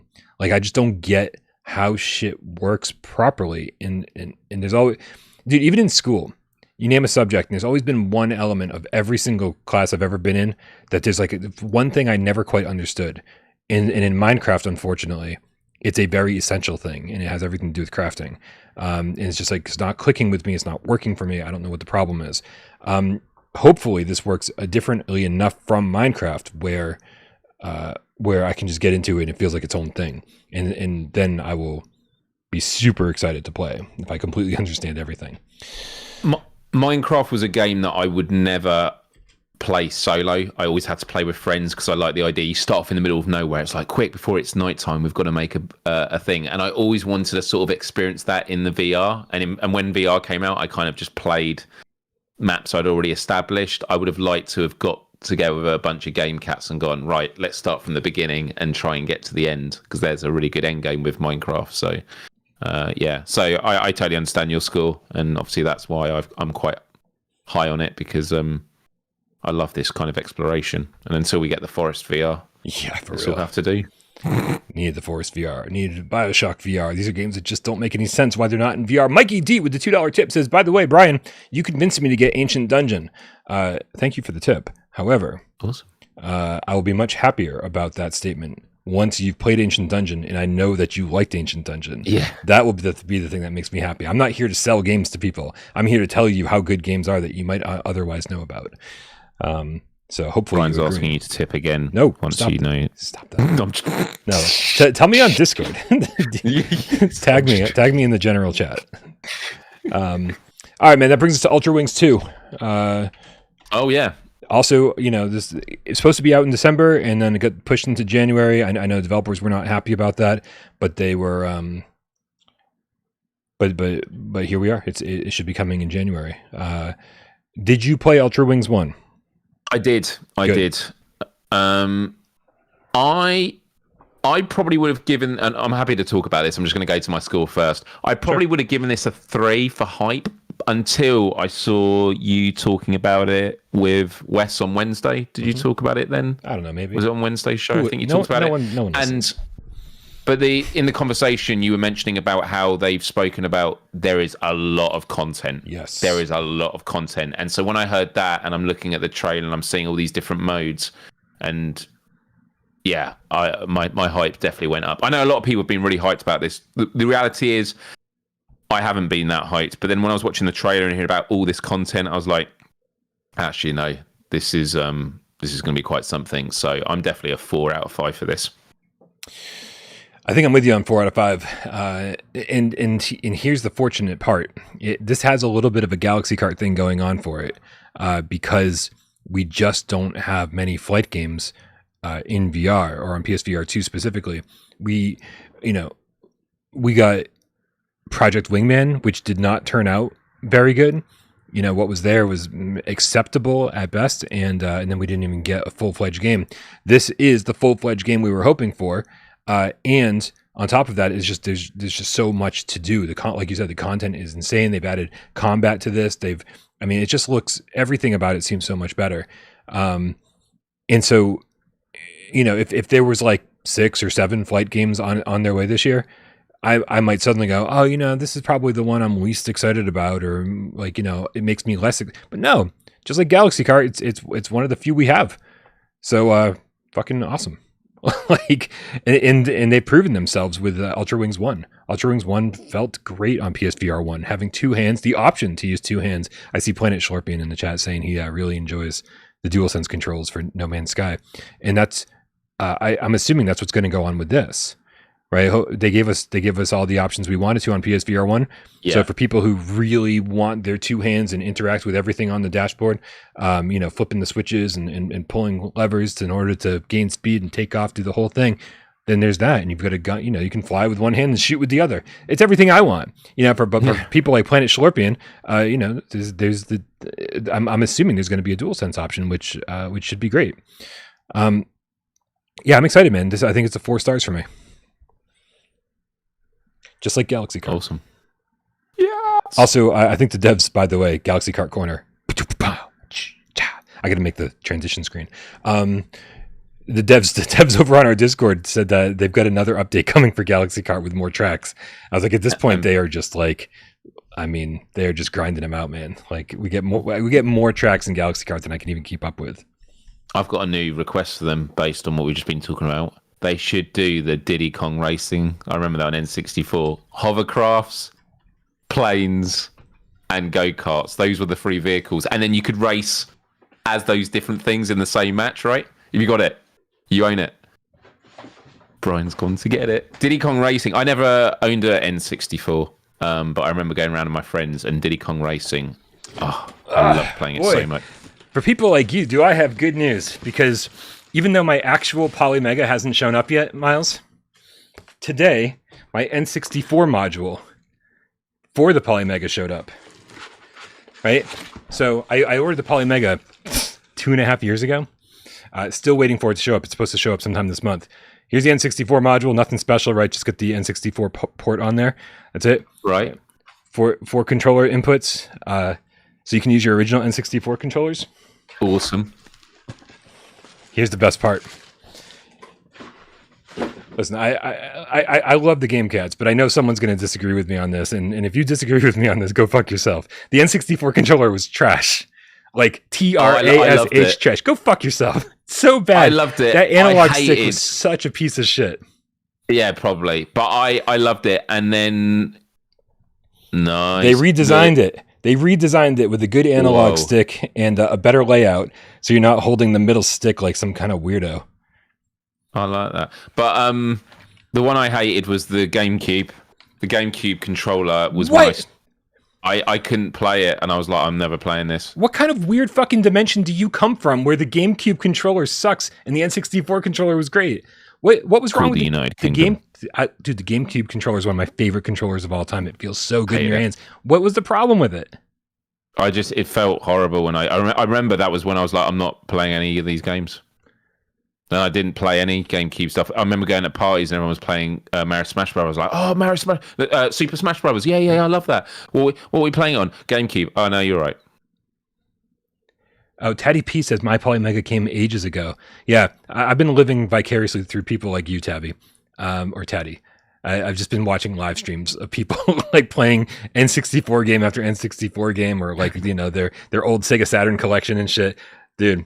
Like I'm more excited about the Polymega showing up this month than any PSVR2 game could make me. You guys know. Thundercat says N64 was great if you had 3 hands. Oh man, no, oh no. I knew that. How did I know Steve IRE was going to disagree with me? Yeah, I'll see you on Discord after the show. This is definitely a Discord conversation. But anyway, super excited. Yes. They should make Diddy Kong Racing in VR. Oh, yeah. In Mario Kart. Boss fights as well. Yep. Get on it, guys. All right, and so the last game that we want to talk about for the January hype train is Vertigo 2. Now, obviously, this is a big question mark, but we couldn't leave it out just in case it happens to come out, right? Because this game was supposed to be out in, I believe, December, November, January last year? I don't fucking remember. It's been a while, and Perp has obviously been having some issues getting the port finished. And every time they think they're done, they're not. It sucks from a gamer's perspective, I think, right? When all you want is just tell us the release date, right? And they just keep saying, oh, it's coming soon, it's coming soon, it's coming soon. I respect them so much, though. Yes, I really respect them, and they did had a little fun, didn't they, with the hashtag? The hashtag no more coming soon. Yeah. Yeah, no, like, I see both sides of it. I definitely see, oh yeah, it sucks. It's like, just don't even tell us anything until you've got something to tell us. I'm totally on board with that. But as someone who played the original version and recognized this game's not ready for release, I'm glad that they are doing everything it takes. And I don't care if it takes another 6 months for it to happen. I'm glad they're doing everything it takes for this to be a solid, fantastic release when it's done. And by all accounts, that's what they're doing. I'm very, very happy about that because we want this to be. We know the game's good, right? Because a lot of people have played the PSVR version. We know that's good, but from a technical standpoint, we want this to shine. And with a somewhat cartoony art style, there's no reason why it shouldn't. So that's why I'm really, really happy that they are taking as much time as they need. That's awesome. Before I just give my thoughts, massive thank you to ET2K9 now, who's gifted 5 PSVR2 without Parole memberships. Congrats to Scott, the PSVR GameCat, Vince Virtua, Pyotrek F, Perky PSVR2 GameCat, and Atmos VR. Congrats to all of you for getting those. Really appreciate that. Disclaimer. I've had Vertigo now for feels like a month. Yeah, it's going to be at least a month, maybe. Yeah, about 6 weeks, maybe. I've not touched it. What? I've not touched it. And the reason why is I wanted my first experience to be doing a Let's Play. Yeah. And so it feels there's a little bit of because it's literally installed on my PS5. A little bit is it like FOMO? Is that how you're feeling? Like with because you know that I'm playing it and AJ's playing it and everybody's playing it. I don't know if it's FOMO. I think it's just the fact that it's so tangible. Like for people that don't own the game, it's like, well, there's no way of accessing it. No, I literally could, after this show, go and play it right now. Like that's the reality, is I could go and find out, because I know very little about this game. Yeah. I've managed to stay pretty blind to it. I've heard amazing things. This is a game where, like, I'm super hyped, but I wouldn't put it to the 5, maybe a 4.5. I don't, and maybe it's just fatigue now, because it's kind of like old news. Yeah, maybe, and also it's like it's going to come out when it's ready. And look, I'm in a very privileged position where I have obviously got 158 games on my hard drive, on my SD drive. But even if I didn't, there are, like, just the last couple of weeks, I've been rotating between 3 different games. There's so many games to be playing, and like when the game comes out, I'm 99 out of 10, 90% sure that I'm gonna have a really amazing time of it. So I'm kind of just like, when it's ready, it's ready. I'm really glad they've taken the initiative to delay things, because December was rammed. Like, I've still got Resident Evil 4 to finish, so huge respect to Perp Games for doing this. And so I guess my hype is like 4.5. Yeah. Hopefully they learn something about messaging and just being like, obviously no one expects a delay when they announce a release date. Right. But this one does seem a little excessive. So and just to be clear, they haven't always got it right. Look at tennis. Right. Tennis on court. That was not good.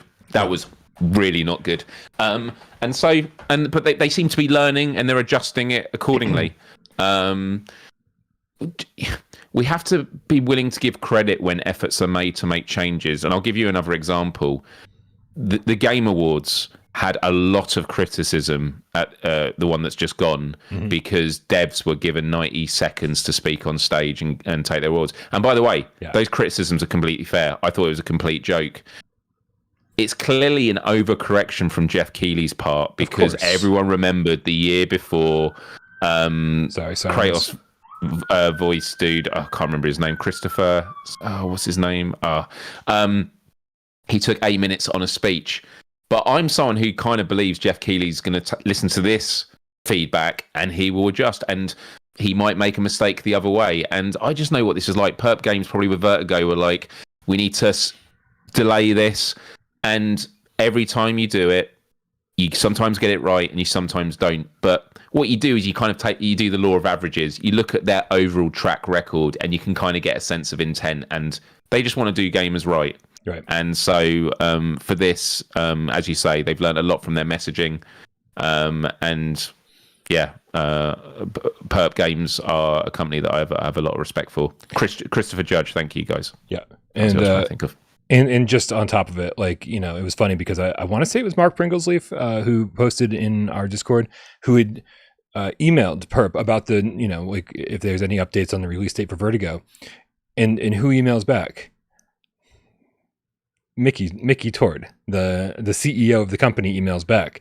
So if that doesn't show you what a small company they are and how, not that they're in over their head or anything, but that they're a small team tackling a big job.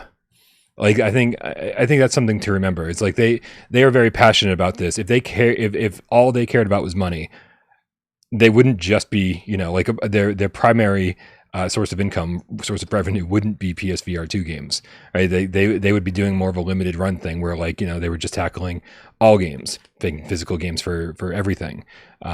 So there's a lot of passion over there, and I respect them. And take it with a grain of salt if you want to, because I obviously worked with Perp a lot over the years. They sponsored the award show, and I have a good relationship with them. but as you know, if you saw my tennis review, that doesn't affect how I look at their games or the way they do business. Like I feel like I can separate those very easily. Give credit when credit's due, and give criticism when criticism's due, and like that's all you can do. And I think that as long as a community and as sort of commentators on the industry, we maintain that, it gives us a sense of respect from the community, people trusting us, but it also gives an opportunity for devs to get it right. And we've spoken about this a lot the past year. We can see the devs that have just like completely deflected Eddie said no, there's no issue, or just not respond at all. And you've seen ones that have gone, okay, yeah, we're gonna try and make it right. So yeah. I saw Jordan F in the chat asking if our review keys have gotten any patches, any updates. I can tell you that there's not been any, because I don't know how many hours into the game I am. Significant number of hours. I hit multiple game breaking bugs, reported them to Perp as I hit them. Found my way around 2 of them, and then the third one I just couldn't. It was like, this is clearly busted. I'll get reported to Perp. Perp's fixing all of those, and I've been waiting for an update to get back in and get around the game breaking bug that I was encountering, but also because I don't want my impressions of the game to be the version from over a month ago. I want my impressions when I go to review the game. I want a majority of what I play to be the most up-to-date patched version, which by all accounts should be radically different from what I played a month ago.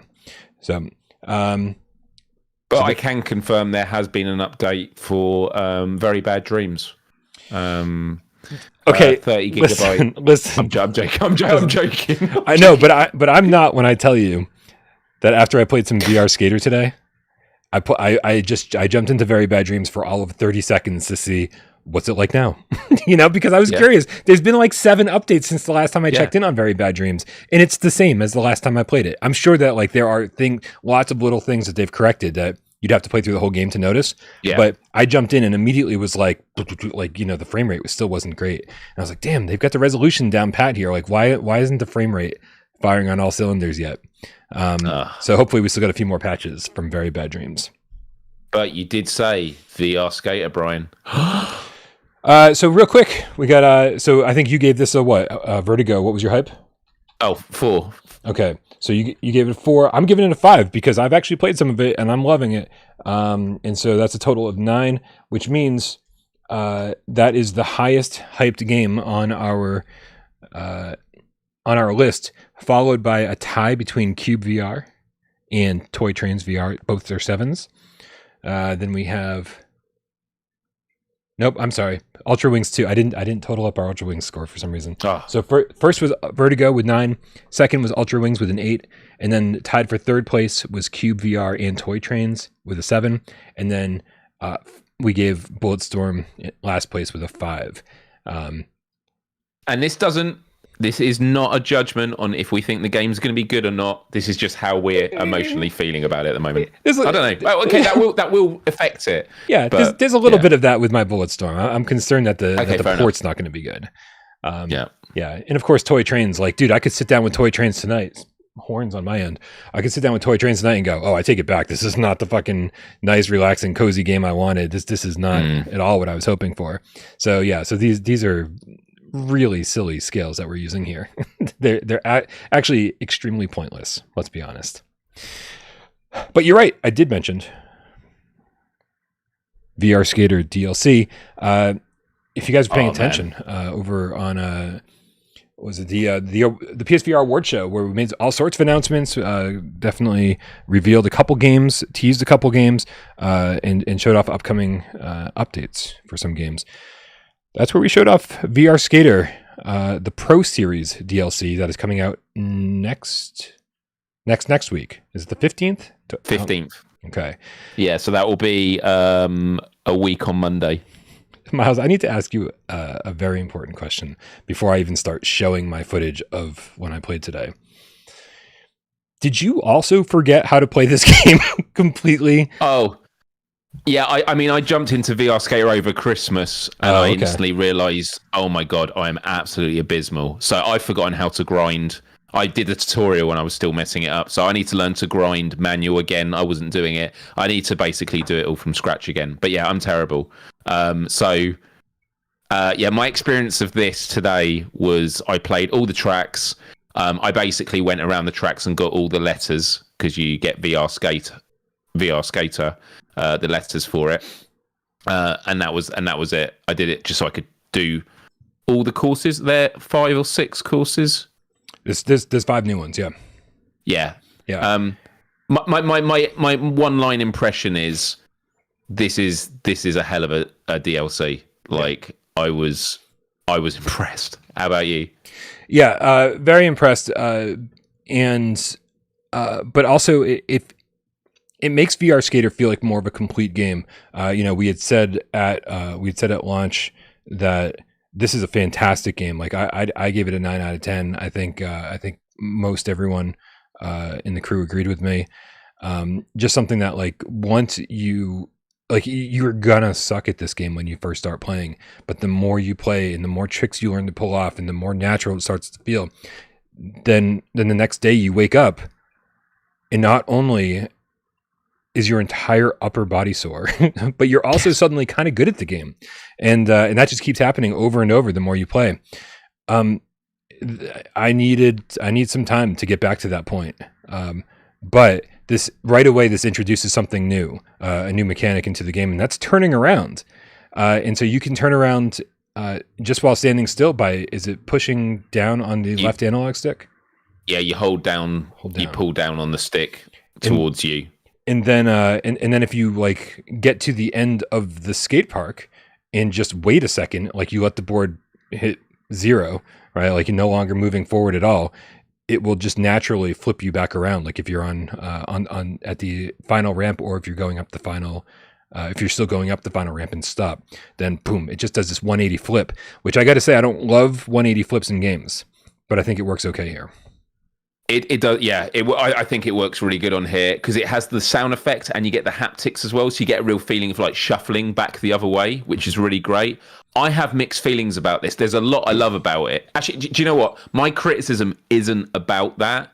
It's about the fact it highlights another limitation with the game. Yeah.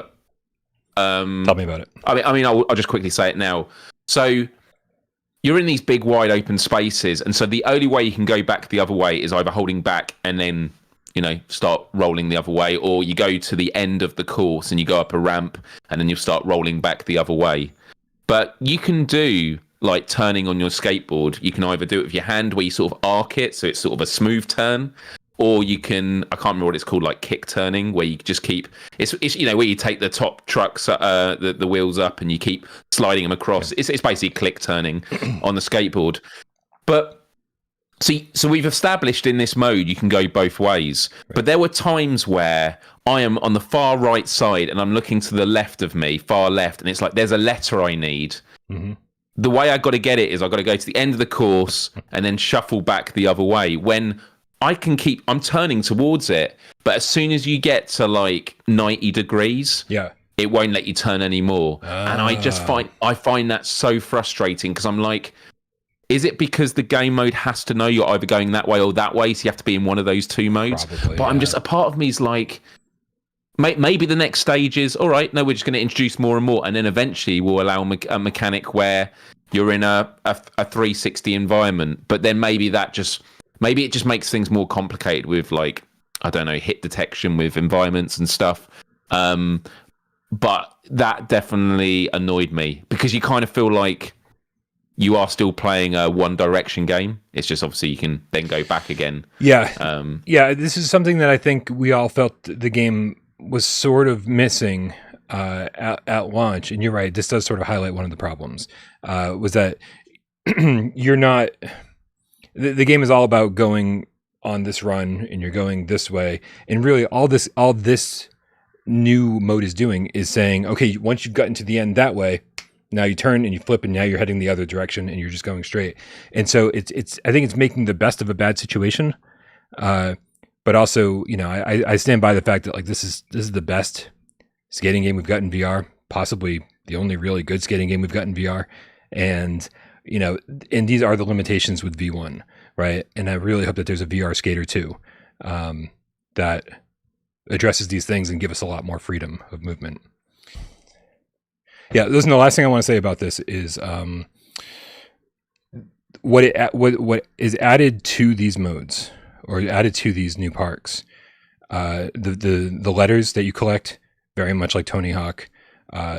There's a camera that if you pull off a specific trick, it'll trigger. A camera icon will appear on the map, and put everything in the slow motion, and then you get to pull off like a massive combo.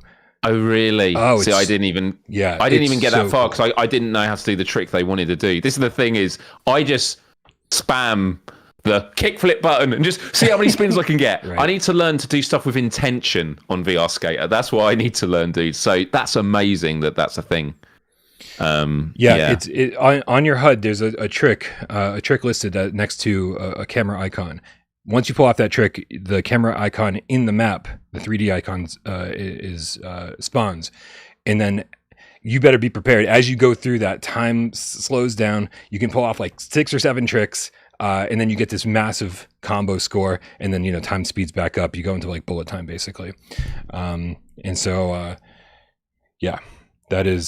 that is cool. And and they need to add these elements to the standard maps. Like I want to find skate as I skate through the school and through the construction area, and I want to spawn that camera icon somewhere where I can, this is the stuff that made Tony Hawk even better than it was. And so if they can add this stuff to the regular maps, dude, I would be absolutely thrilled because this is great. Yeah. All right. Thundercat says, Brian, did you or Miles ever skate in real life? I've still got a scar. Like you're probably not going to see it. Like, hold on, let me bring it. It's like there. There you are. Yep. Yeah, it was. I basically got to like put my arm in a really weird angle. I can't do it. I just look like I'm having issues. Yeah. Sorry. I was a terrible skater. I could barely ollie. I couldn't ollie onto the curb or anything. I could do it. I did a pop shove it maybe once or twice. Couldn't kickflip. Couldn't do anything. And was shit scared when I went over like 5 miles per hour. That was my skating experience. How about you, Brian? Yeah, it was pretty similar. I skated for years, and unfortunately, on a good day, I could ollie up onto a sidewalk, and that was about the best I had going for me. And even that was a struggle. Like I was just not good. The one thing I was okay at was just fucking bombing hills. Like I could manage speed wobbles like nobody's business, man. And when I didn't, I'm surprised I don't still have like gravel like embedded in my skin, because this is what I did during the first year of college. Instead of like going to sleep and getting up and going to class, my roommate Adam and I would spend all night like just going around campus bombing hills and showing up to class the next day just bloody. Oh man, absolute mess. So I was never good at skating, but I understand the mechanics, and I was just never good at it.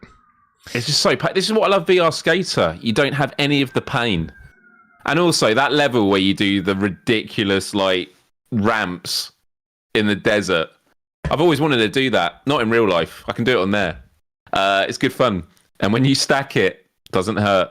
Do you know what? Always from time to time you talk about like bucket list things to do before you die, and actually one thing I'd love to do, but I'm never going to attempt it, is I would love to complete what's it called, like entry into like a bowl. So where you're on the lip and or on a half, and you'd like. I'd love to know that feeling of that perfect balance, because the whole contradiction is when you're on the edge and you're leaning in, you're trying to lean up because of gravity and you want to lean away from it, but actually you've got to like commit to it and like lean into it forward. And I just find that such it's a simple thing for skateboarders, but it's so impressive. And like a lot of these things with these kind of sports, when people are doing these amazing tricks and that, I'm always just like, how did they get to that point? It was through a lot of blood, sweat, and tears, literal blood, sweat, and tears, and bone breaks from as I can see in the chat. Man, so many good comments. Yeah, for real. Looper, the underground game cat with the €5 says, in VR Skater, you don't have any of the pain except for the moral one. Yeah, that is, dude. Yeah, VR Skater is a great game. This just adds more to it. I am a little bit confused. It's a $10 piece of DLC. Is this the DLC? Like they sent a whole press release, and I didn't see this noted at all. Is this the DLC that you got for free, or you're getting for free if you're, if you purchased the game before November 8th or whatever it was?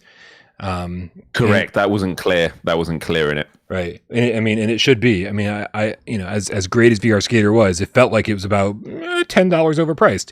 And so, getting a $10 piece of DLC for free seems to kind of balance it all out. So we'll keep you posted as we hear more about that. I definitely should have asked already about that, but I completely forgot. So it is probably just worth reading out like what it includes, because the other thing also, it's not just like maps to play. Like they have a full set of modes, and actually the mission mode is amazing because you spawn and you have to do like, you have a checklist. It's the most Tony Hawk's Pro Skater thing, right? Yeah, it's you got to collect the letters, get certain scores, and oh man, it made me smile. So yeah, so this DLC comes with 5 street skating parks. The parks are available in a tour, so each park has 5 modes, including practice, in which medals can be collected and a tour trophy can be won. Skate the parks in both directions, and there are 2 new modes available in the SL Pro Series Tour: Mission Run and Pro Run. So Mission Run is the one that I've mentioned. I don't know what Pro Run is. Is it just more of the same but just harder challenges? I didn't get to that. Yeah, I don't know. Yeah, I got a medal. All I can say is that I did the mission run on all 5. I got a medal in each of the 5, and I tried to go back and play a little bit more of each and improve my score. But again, I just need I need to completely play through the tutorial again, because I am absolute shit at this right now.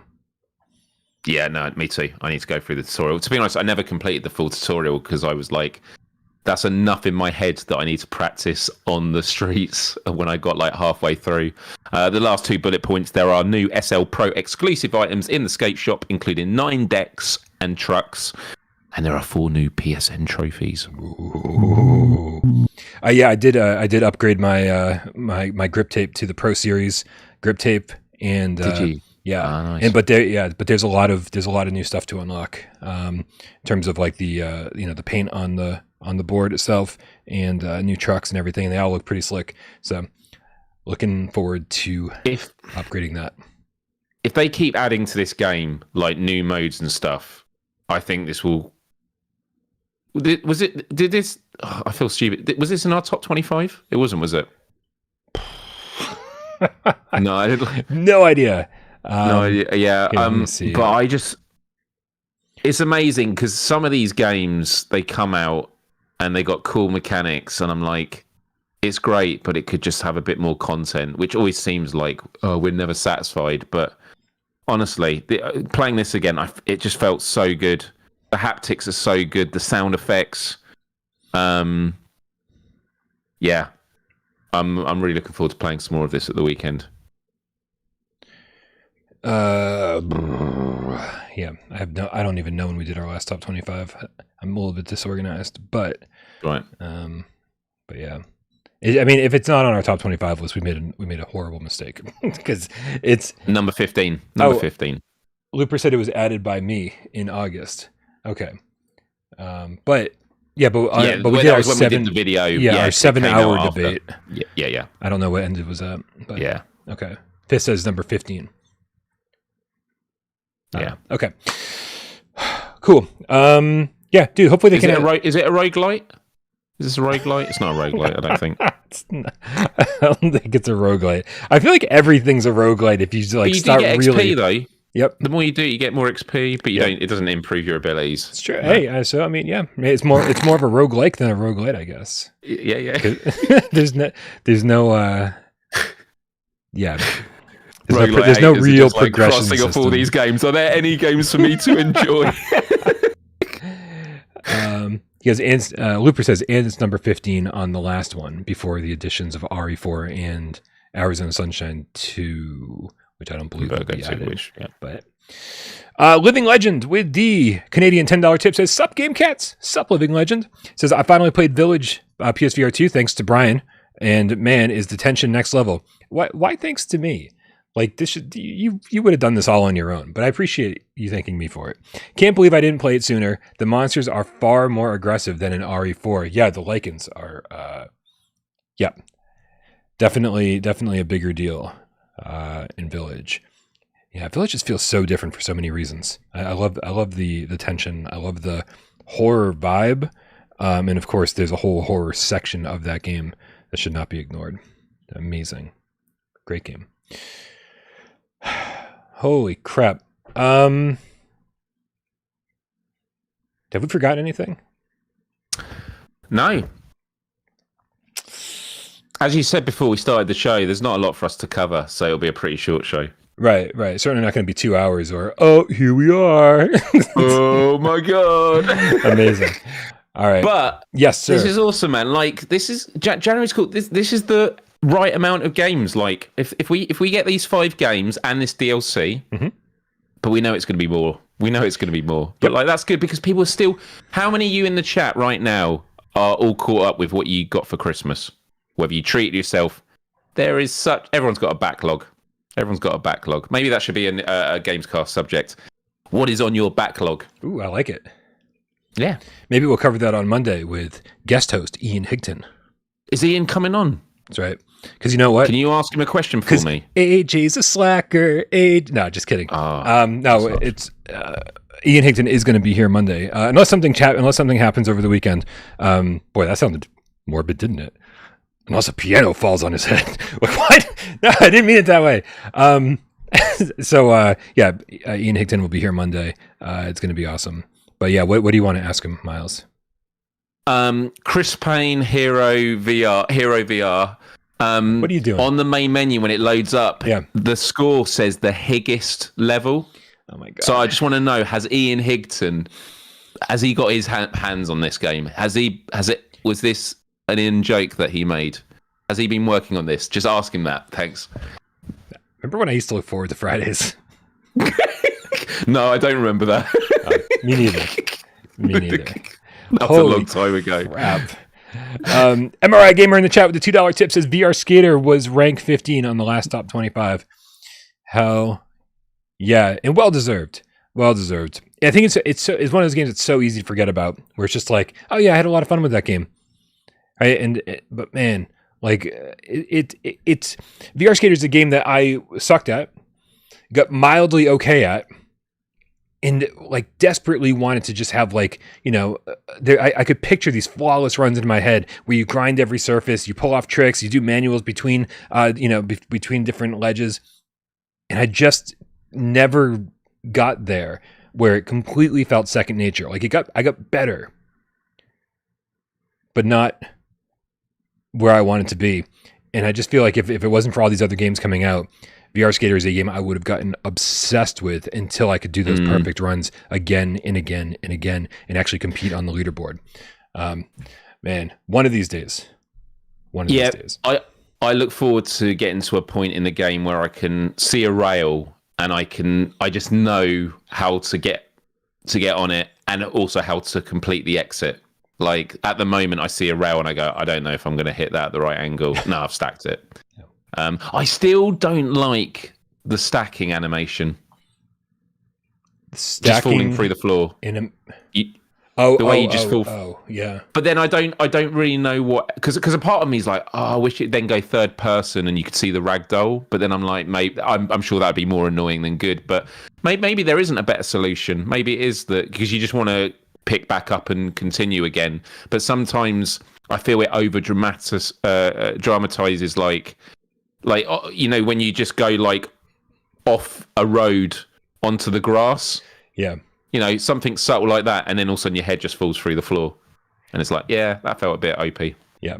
What are you giggling about? I'm giggling because the chat is awesome as always. That's fair enough. Izzard specifically said, do you guys have any thoughts about Ginger? Oh, actually, yeah, we had this written down on our. I don't think we've covered it yet. This was at the top of show, wasn't it? Sorry, Brian. What do you think of Ginger? Yeah, I don't know. Can I respond with a timestamp? Is that a possibility? Yeah, Fox Die Infected says, has VR Skater a demo? If one game ever needed one, it's this. Does it have a demo? I don't know. Like, okay, so I'm of two minds. I feel like it should have a demo, but also because get it into as many hands as people as possible, because it's a great game. But also, I feel like when you don't pay for something, you don't like enjoy it as much, right? Or like it's kind of like when you have a list of like emulated ROMs, right? You're not just playing one original NES game. You're playing 100 original NES games, right? And since you're not like, this isn't the only game I have, you assign somewhat less value to it. And so there's a reason I'm going on about this, right? And trust me, I understand the irony as somebody who gets a lot of review keys. I totally understand the irony. However, I feel like too many people would play the demo, go, this is really hard, and then not play the demo again. And I feel like that is bad for sales. I'm not saying that this is what would happen, but I feel like it could be, because it's not an easy game. And I feel like it's too many people would just be like, man, this is really hard. And then and they play the demo a few times and then they go, I don't know. But when you pay like $40 or something, or $30 or whatever it is, you're like, this is my game and I'm invested in it for the next week or two. And you just give it your all. And then you're like, oh, now I'm really good at this. And you gradually unlock each new level, and you unlock the skate parks, and you're doing this, you're doing that. And, you're going through the progression, and you're like, yes, I'm getting better. And it gives you more places to, like, there's no way they're going to give you a demo. I have more thoughts about this than I thought I did. There's no way they're going to give you a demo with more than one map on it. Right. But part of what alleviates the frustration of that hard learning curve are the multiple maps. Be like, well, I'm going to go try out this one and experiment there. Okay, I'm going to go try out this one and experiment there. So I kind of feel like there's a problem, like an inherent problem with the demo here. So yeah. Man, I'm with you about that investment time. Like it's. I also love that they have the medals for each, and then the trophies, which is once you've got gold, like once you've got silver and everything, you get a silver trophy. Once you get gold, like there's a real sense of there's a completionist part to it. Mm-hmm. I'm trying to remember what the XP actually does though. It just unlocks cosmetics, right? I think in the store. That's the XP unlocks cosmetics, but doesn't it also slowly unlock the tracks as well, the maps? Like you can't just play all of them out of the gate, can you? But I think you have to get so many medals to go on to the next. Maybe. Okay, all right. That makes more it's sense. Not XP bound, but yeah. Okay. But I haven't checked the new cosmetics, so I'll definitely do that. Yeah, but there were certainly moments when I was playing through it that I was only still playing, like I hadn't given up because I wanted to unlock the next map, right? And so the drive to stick with it and keep playing. It's for various reasons. So for the progression system, for the for the medals and the unlocks of the maps, this is stuff that doesn't translate to a demo. And I think that's so I don't know if there's even a demo, but if there is one, I feel like you're missing an essential part of the gameplay loop that might actually prevent somebody from buying it. But maybe I'm reading too much into it. I think when you get on that skateboard and you start playing and you start pulling off tricks, you're like, this is fucking fun. I'm going to buy the game. And I think that maybe just as many people would fall on that side of the argument than the one I just made. I don't know if this was mentioned when you were talking about the demo suggestion earlier. I don't know if this specifically was mentioned, but surely the demo could just be the tutorial. Maybe. Because then you have a feel for it and you're like, there's not... And because you can only go in one direction, it's not like, I can just keep going and do tricks. You just have to keep doing the same ramp. And it's like, it's very confined. I think that's what should be the demo. And it doesn't have to be all the tutorials. It could just be like the basics. Because there's a lot of content there. It gives you a sense of feeling. You'll know if it makes you motion sick. You also learn in the tutorial how difficult it is. Like in the tutorial, it's not like, done, I'm ready to go. It's like, you and I, well, we keep talking about it. We keep going back to the tutorial. Like, that's pretty phenomenal for a game. They have a tutorial. Normally a tutorial is, I've just done it to get the trophy. Or, the tutorial's done, right, let me just get to the game. The tutorial is actually a helpful tool to, like, really hone in your skill, because you just want that set piece. You don't want to go on the main map and go, right, I need to find that grinding rail, or make sure I'm perfectly lined up with a box to jump on and practice this. Like, no, I'm on this, I'm going to go down the ramp, and it's going to be the same condition every time, so I can get the buttons right. So, yeah. I guess that would be the suggestion. I think that's a great suggestion, Miles. Because, not only do you get to master the tricks, you also don't get to utilize them fully. So it forces somebody to get good at the mechanics, but doesn't give you the full gameplay. I don't know, man. I think you might be onto something. That's really good. I like that. Because I agree with you that demos for the most part are bad, because it just gives too much content. You're like, oh, I've got enough. Like, doing one of the levels, I think, nah, that's too much. But like, you're literally in a warehouse blocked off. Yeah. And you're like, oh, okay, I love how this feels. I now want to. Yeah. Yep. Yeah, and I wonder. So there's also. Have you ever done the warehouse level in VR Skater? It's strangely hidden, where it's like there's an actual warehouse level where, like, you get to the end and doors open up, and you go to another section of the warehouse and doors open up, and you just keep going. How do you get to it? I forget where it's kind of hidden somewhere, but like it's really cool, and because it's the tutorial area, but they made a full on course out of it, which is really cool. That's super cool. Yeah. So I don't know if you include that too or what, but like I think you're onto something here. Christopher Walton is teaching you. I do feel smarter than I did before. No, he's teaching you $2. With the $2 tip, says buy Ancient Dungeon because of you guys. Thank you. Wait, hold on. No! Stop! Okay, first of all, I'm really happy that people are buying Ancient Dungeon, because it's literally one of my favorite games of the year. And again, I've been kind of typing up the review, and one of the statements I make in it is it came out on the same day as Resident Evil 4, which is detrimental for any game. However, it's the game that I came back to more often. And wanted to come back to more often. And so you and I said that, I think, on Discord the day of Resident Evil 4 and that come out, and I was like, that's all I want to play. Yep. I was playing Resident Evil 4 and I'm really liking it, but I keep thinking about Ancient Dungeon. Yeah. So, but please, Christopher Walton is teaching you. Let us know if you like Ancient Dungeon, because that's the more important part of it. Like, we're thrilled that we convinced you to pick it up, but man, we want to know that we recommended a game that you actually like. That's the more important thing. We're not trying to sell games here. We're trying to tell you about good ones. Prozac 380 with a $2 tip says, fingers crossed for a park creator with multiplayer. Oof. I mean, listen. That's what I was going to say. That was the one thing. Playing this new DLC on Skater, VR Skater, my main takeaway was they need to do a park creator. Give me the building blocks, like, in that arena, and let me place the ramps and that wherever I want. If that's what they're talking about. That was my... Again, it's kind of like the thing about wishing I could sort of do a 180 sort of turn. These are things that don't mean what the game isn't good. I'm loving it, but it just made me think, oh my God, if they did a professional skate park creator, that would just give them so much content. Yep. Like, Yep. I'll tell you what, man. Like, I've seen. I used to think these games. People keep wanting to like put multiplayer into games that weren't designed for multiplayer, and I kept thinking, man, this is just never going to happen. But game after game after game keep adding it. Ancient Dungeon is adding multiplayer.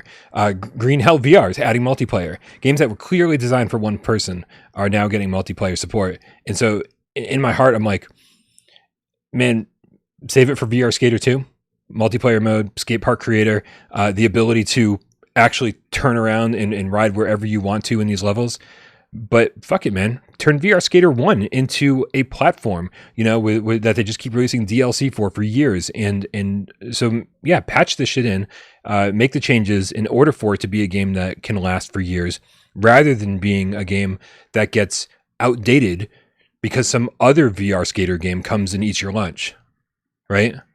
Like, I think this is, it's a great game, and I just want it to be better. So I'm 100% down with all of this. Oh, no cat, no cat. My neighbors are going to hate me. With the 100 euros. Dude, thank you guys so much. Ownado Cat Kirinando Cat says, hey, y'all. Hey, Ownado. Says, I'm still balls deep in RE4 VR, just dropping in to sprinkle a little sugar. It took me 7.5 hours to meet that bint? What's a bint? Oh, my goodness. You can't say that. Can you not do that on television? A bint's just a girl or a woman. It's a respectful way to say girl or woman, I'm sure. Offensive, derogatory slang. Okay. Ashford or Kelly or whatever her name is.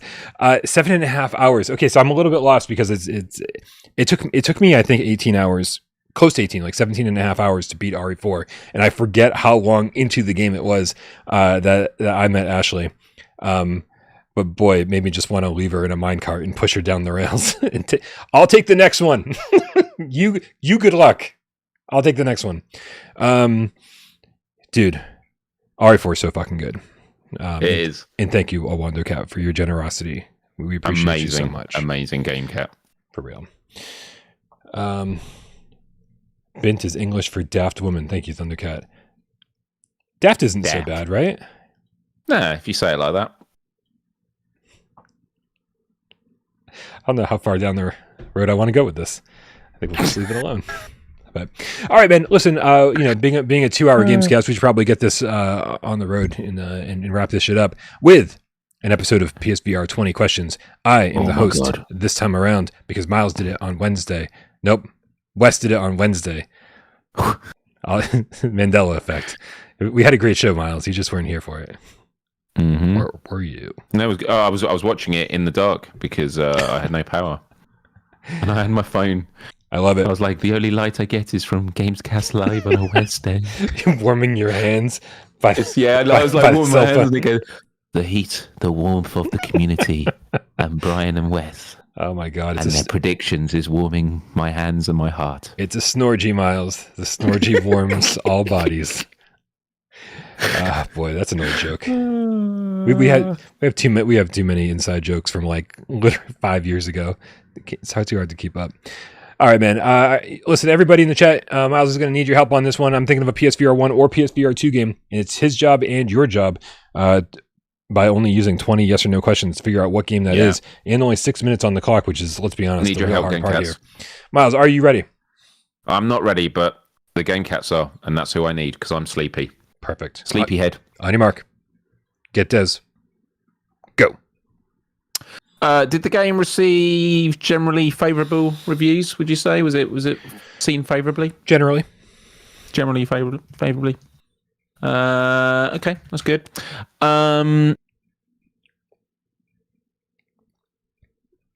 Is it on just PSVR 2? You mean not PSVR 1? Correct. Steam. Out of PlayStation VR, is it just on PSVR 2? Yes. Okay.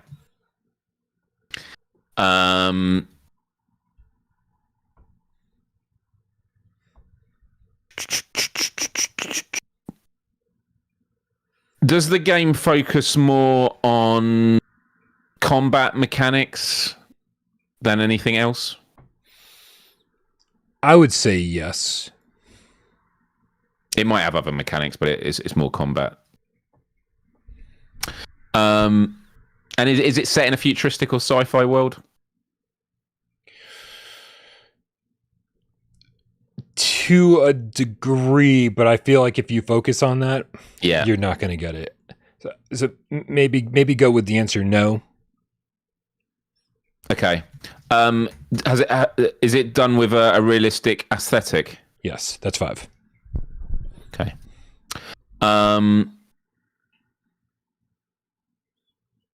Was the game released since October? Since we started getting those big months of releases? Was it released since? Like, was it out by October? I don't understand the question. So since October, so between October and now, did it come out? No. Okay. Was it a launch title? No. Not a launch title, but first half. Because all the PSVR2 games were first year. Yep.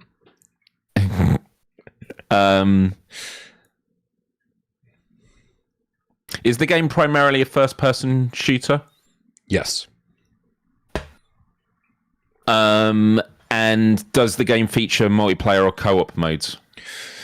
Yes. Is it part of a well-known series? Yes, that's 10.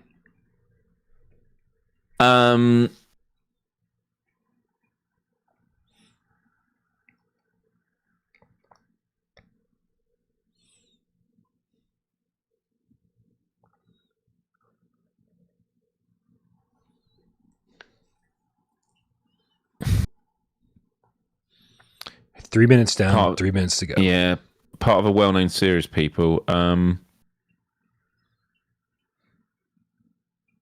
Is it a sequel to a PSVR game?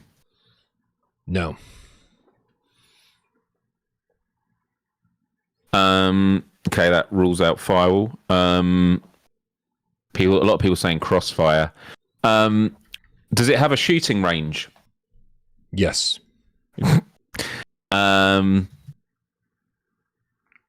And is it a place where, if let's say you were a guest host next Monday, and you were going to use a rocket launcher, you might shoot it accidentally behind you instead of in front of you? That might have happened. Yes. Right. Okay. That's cool. That's I think we're narrowing it down a bit, guys. I think we're getting there. Maybe a couple more questions. No, Brian, is it Crossfire Sierra Squad? Miles, it is indeed Crossfire Sierra Squad, launching August 29th, 2023. And boy, has this thing gotten patched since release to give the gamers every single thing that they asked for. Absolutely love it. I think I give it, an 8.7? Something like that. I can't remember. Good stuff. But it's not what was promised, Brian. It isn't what they promised. Fuck it. It's a great game. It's a great game. You know? Do I rate games based on what was promised or based on what we got? I rate games based on what we got. This game was supposed to be an MMO. Well, guess what? It's a really fucking great first-person shooter. Okay, well, I guess I'll rate the game we got and not the game that they promised. Yeah. Not rating marketing over here, Miles. We're rating games. Yep. And by the way, for anyone that was really confused by that last question I asked, which was ultra specific, Ian Higton, when he covered it on his live stream, he got the RPG out on the shooting range and he shot the rocket. And he was like, "Where is it?" And then he turned behind him, and it was going the other way because he held it the wrong way around. Because it is a bit weird with the twisty arms when you first hold it. Because the way I can't remember exactly, but yeah, a really funny moment. Ian Higton had every problem you could have with Crossfire. He experienced on his stream, which is a real shame. You know, whereas most people will have like one bug here, one bug there. He just got like everything that possibly could have happened to him, which I think is super frustrating. So it's still on sale. Yes, it is. People are asking in the chat. Crossfire Sierra Squad is currently on sale. Let me check right here. It's not a huge sale. It's $22.50 instead of $30. Although I will say that $30 felt like a fucking deal. So yeah, you know, $7.50 off of that price is even a better deal. So much content. Yeah, pretty good stuff. Especially like I enjoyed playing through the campaign by myself. And then you know, I was kind of I like whatever co-host was available at the time, I would just kind of like grab one of you guys, grab you or AJ or Wes, and get through the multiplayer co-op missions, the 2-player stuff.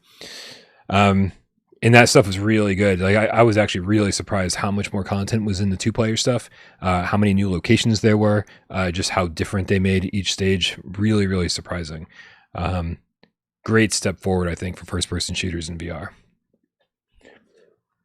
Now we just need the whole game campaign and all the other multiplayer levels to be playable with 4 players. We're never happy with anything, Miles. We need everything all the time because this. I really think that game would be great with 4 players. The entire campaign and all the multiplayer stuff would be great. Firewall Ultra got an update yesterday. Cool. I don't know what's on it, but I was kind of surprised. I mean, I assume they're going to keep supporting it for the meantime and that, but it's just one of those things after the news you kind of feel like. So, yeah. Yeah, I think there's a skeleton crew keeping it alive.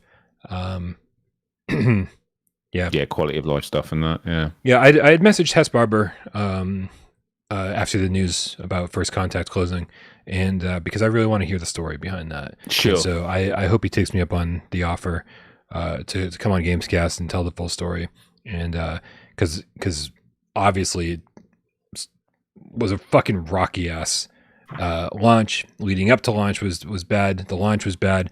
The post launch was bad.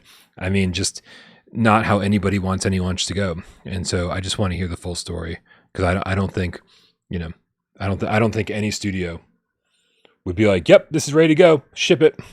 Not without being forced to. But so I'm also gutted that Solaris sequel we're not going to get as well, because that was a game I loved. I absolutely loved it on PSVR, and I was really excited for them to bring it back. Yeah. The only thing that suffered with on PSVR was the player count. It didn't sustain, so it was hard to find games with other people, which again goes to the cross-play thing. If that's a game they could get on cross, and it seems that PSVR2 is the era where cross-play is a lot more open, and that's not just because of PSVR2 as a technology, it's also how Sony behaves. Right. I think when Fortnite started playing hardball and like forcing them to do cross-play, Sony realized this is what needs to happen, and especially now that it's like, for our headset to do well, you want people to be able to play with active communities and audiences. So really, really gutted. Solaris is not going to be something I'm going to get to experience again. Hopefully there's something similar.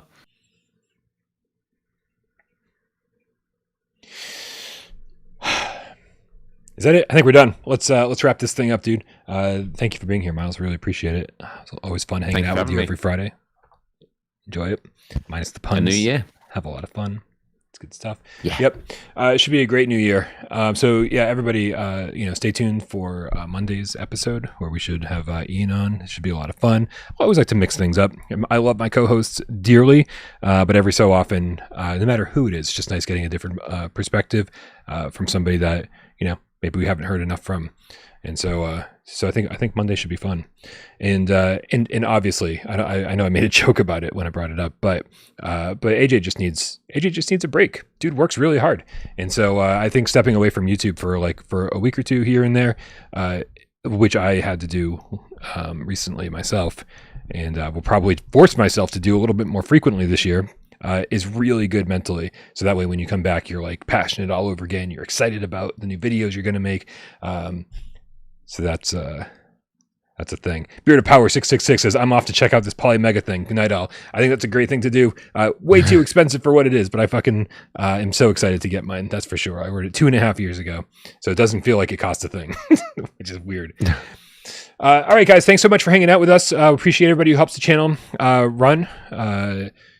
We got all of our moderators who are absolutely fucking killing it, not just here, but over on Discord. We thank you very much, Rypop, for uploading this podcast services of your choice. Sci-Fi Game Cat Henry for putting timestamps into the show after the fact. Guys, everyone who supports the channel financially, obviously Thundercat and there he is, Ownado Cat, Kiernando Cat, absolutely killed it. But we thank you all for all your donations, keeping the lights on, whether that be over here with tips, over on patreon.com/withoutparolegames, being a member on YouTube. But really, the most important thing is that you hang out, you shoot the shit with us in the chat, or that you're just watching. A lot of people sit back and watch the show and don't say a goddamn word. And guess what? We love you just as much. Happy Friday, Miles.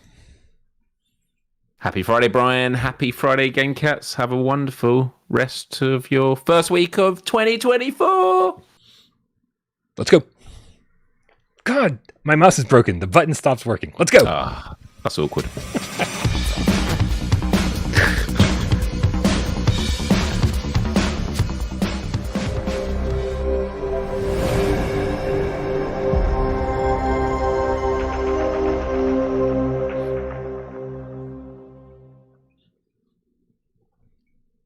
Oh, Miles, we don't have a clip of the week ready. Didn't you say you were going to send me something about like your dad or something? Like I completely forgot. Shit, I was meant to on the last show, but I was quite tipsy, so I totally messed it up. Oh man, hold on. Let me check. Check the clip of the week channel real quick here and see if there's anything good. Oh man, there's so many clips of the week. Yeah.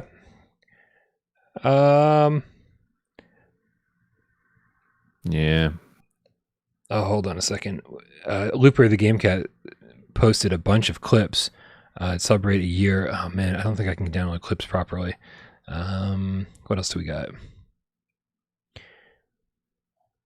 Here, you know what? I'm gonna download one and I'm gonna play it. Sight unseen. This could be really bad. Oh no! This is so risky. What are we gonna? This is God. Over on Discord. Andrew Ehrenreich uploaded a video, and all he wrote was, "Ashley, get your shit together." Oh shit! But I can tell you right now, it's clip of the week. This is going to be clip of the week. Let's see if I can find it real quick. Let's hope this works. Clip of the week. Is it going to work? My mouse is so broken. Try this again.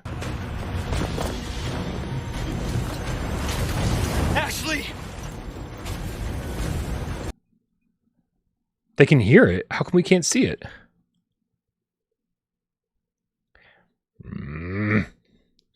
Why does everything have to be broken, Miles? I just want to play the video. I think I know what the clip's going to be, though, because I hear a lot of people had a lot of issues with Ashley. Yeah. She likes fire.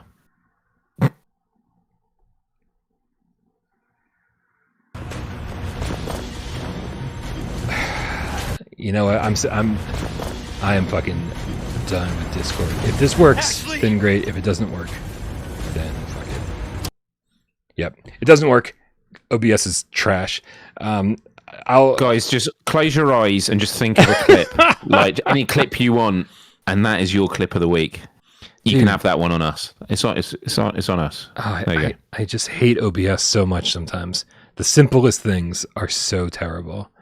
But sorry, guys, no clip of the week. We love you.